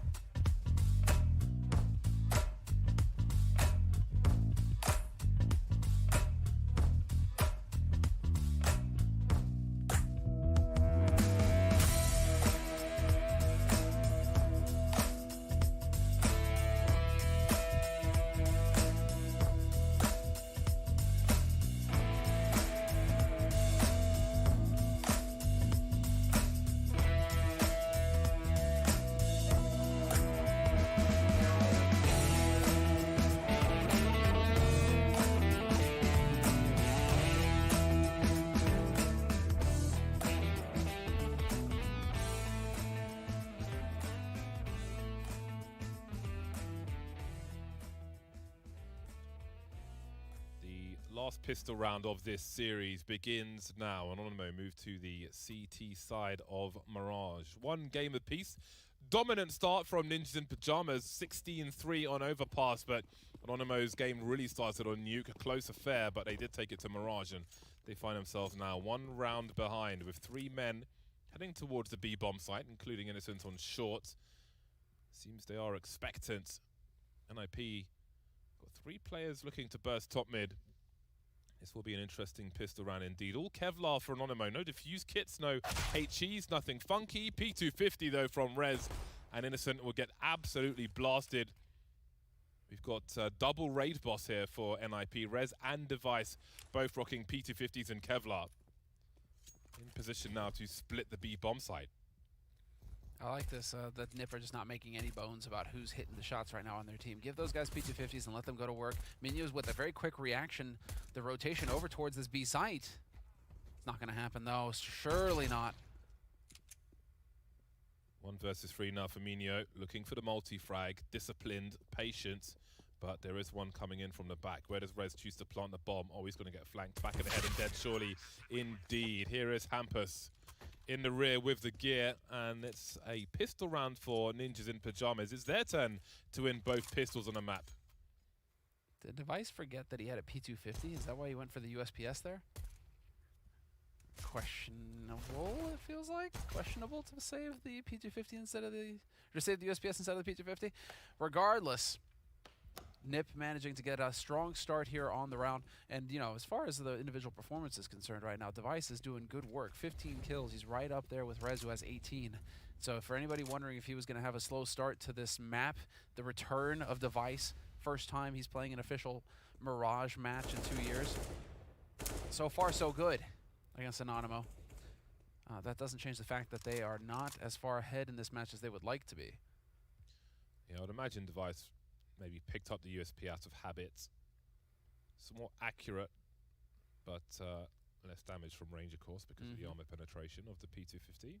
Indeed. It's a P shooter. A pellet gun. So we have connector control for Ninjas in Pyjamas, but Hampus has been exploded. Shrapnel everywhere. Multi-nade combo, so sick. See the bomb heading towards Palace. With 2 players still in mid. No short presence from Anonymo. Device now. I think he's just about seen the elbow, and there's a headshot, but a trade immediately from Innocent. Maybe they'll have problems that we saw from Anonymo previously. It is almost a mirror. Anonymo now 3-2 of NIP. They've got 35 seconds to plant the bomb. I can see Innocent in CT. Just being careful, not making it easy for NIP to find these kills. He's looking for a retake scenario. He can hear Rez moving around now. Rez, who finds himself alone, and as he moves into a false sense of security, Innocent finally emerges. Great positioning and patience from him. And Anonymo steal around from nowhere. They reset Ninjas in Pyjamas. That was a Deagle force buy with a handful of nades, and they somehow make it work, Anonymo. This is going to be a very painful round to lose for NIP. It was absolutely crucial that NIP continue to build and get the 3 rounds that they should have gotten after that pistol round, and instead, the 2 rounds rather, but instead they're left wondering what could have been. It's going to be a full buy coming in from NIP now, and we have to see, are they going to be able to actually come up with an upset themselves? HE's to top mid? HE to top mid, there we go. Unfortunately for him, nobody there. But Device made a little bit of noise towards A just to keep Anonymo honest. That is a deep grenade. Nice body shot. Yeah, got to be careful how you jump for information. He was hiding the apex of his jump, but still got tagged. It's a dangerous game. If you stop peeking, then they may be nervous about the B bomb site, but there'll still be 3 players towards A for Anonymo. It's a great smoke grenade as well to just slow NIP down. This is a force buy, let's not forget. They are playing for a victory in this round, NIP. This is not just an eco where they're trying to do some damage, but there is still time on the clock. But there are 4 smoke grenades for Anonymo. Won't be useful at present though, because the charge into the B bomb site is here. Innocent's got to get an opening kill here. There's still 10 players alive. Make it 8 as the kills start to stream in favor of Anonymo.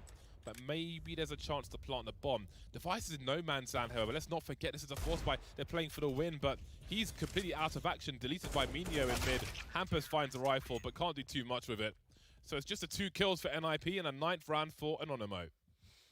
Key was close enough to hear Device with that rotated connector, so they heard each other, and that just allows for Device to get picked off completely. The main thing there for NIP is they had no nades really to help them take over that B bomb site. When the push comes through, they're kind of just running in dry with Deagles, and against rifles, I mean, sure, if you hit beautiful headshots like the one we saw from Rez earlier, I mean, that can be a thing, but the rifles do tend to just win out in those situations, so tough break there for NIP. Really painful that they don't manage to at least get a bomb plant out of that eco round.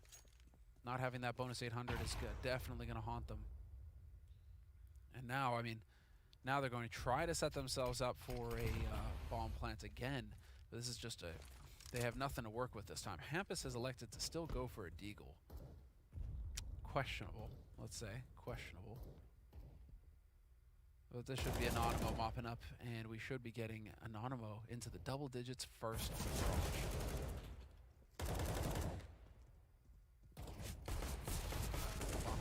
A Glock top mid.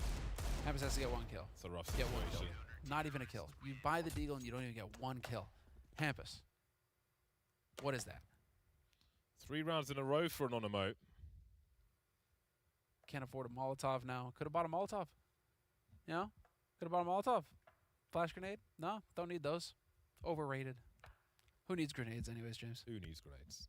Well, maybe the AK will be enough, but it's up to him to prove it. He has definitely not been taught by Instructor Earl. But, oh, flash over the top. Hampus going to take a fight. Snacks is not there. This is insane. So aggressive straight into underpass. They fully expected this to be a B hit. Anonymo looking to counter it. They're going to get the information early. Going in, man. But there's a window of timing here for NIP. If they realize this, they can push fast now. Hampus is going to go in the smoke. He's going to walk in. They have no way to know, though. They have no way, nobody on B. Look at the rotation now. The defenses are being bolstered. Keys being popped on the bomb site, but there are plenty more where that came from. Snacks lurking in mid now. Takes out Hampus, and his angles would have been so important. Now the execute becomes somewhat worrisome for Ninjas in Pyjamas, but they've got the utility for it. But Mino hasn't been checked for. Can he get another kill out of this? Indeed he can. Down goes Rez, down goes Device. ZTR won't last long either. Anonymo out-maneuvering Ninjas in Pyjamas very quickly in that round. It really makes me wonder, James, just how much of an impact Threat not being able to talk during the pauses, during the freeze times, is having for NIP. Because right now, I mean, they heavily rely on him to come up with the strategic side and to calm the team down. Now that things are getting close and going against them, this could really be having an impact on NIP's T side here. Because that is, I mean, obviously that actually worked out perfectly for Anonymo to call the underpass push, to get in there fast, and to clear out that entire half of the map. They see nobody there from NIP. They are more than ready to smash him on A. Confidence is growing. Snacks creeping around connector. Got cover from Innocent. That was pretty handy there. Now the push comes in towards the B bomb site. Innocent holding the off angles, blind for the time being as Kylar is activated, spots one and drops one. Does Rez. Rez and Device now versus 3. They've got a rifle on Rez. Trying to catch players rotating. That bomb has to get planted quickly. The longer it isn't, the worse it gets. That's a very nice HE grenade for the plant spot. That puts Rez on 23 HP, sprayed through the smoke. Not a brick wall as he can see. Device now 1 versus 3. Can't do any more. Anonymo just keep on racking up the rounds on his CT side. They're bringing the pain, James. They are doing everything right. Getting all the nades, saving the AWP. They get everything here, Anonymo. NIP, fortunately for them, get a bomb plant out of this, and so we get to see a very strong buy coming up for NIP. We will get that AWP in play for Device. We will have everybody else fully equipped. And so now is the question, okay, you have to have when you have everything, what is the play for NIP? What feels comfortable for them going into it? And how confident is Device going to be with an AWP on the T side? I mean, this is an official setting, a bit of a different beast. I mean, Device himself in interviews going into it recently say that he doesn't really feel the pressure apart from the pressure that he puts on himself. But in these kinds of moments, he should be the one to step up here and do the work. Key, however, going to catch Hampus. ZTR not able to help him, but Device will still find a kill on Minio, bringing it back to a 4-on-4. That favors NIP, although Snacks is still lurking around here, and he is dangerous. ZTR hits the sound cues, but there's not much he can really do now. Snacks is in position now. Don't know if there's more than Snacks around the corner, but maybe only Snacks will be enough. Key creeping around the smoke. Surely that's a kill, just about, but it's also a trade. 3 versus 2 as the bomb heads towards the B bomb site, and Kylar's got some trouble coming his way. Snacks has got to get the mark it quickly. If you can get there before the cross, then maybe something could be done. We can see 2. That's a great flashbang. Almost catches him anyway, but not quite. Kylar's still hiding in plain sight. Bomb plant is coming through. Device deleted. Spots one. He's going to get caught by Rez, almost. Nervous stuff. That's a great flick from Snacks. Now we're down to the 1v1. Bombs on the floor. Plopsky looking for Kylar. Both ringing the bell. Big headshot from Plopsky. Exactly what NIP needed. What a clutch from Plopsky. Has to hit the headshot or he's a dead man. Snacks as well. These guys are really pulling it all out now. They've got the plays. After the plays coming in, let's take a look here as key. This was the aggression early on. Flash set up into the mid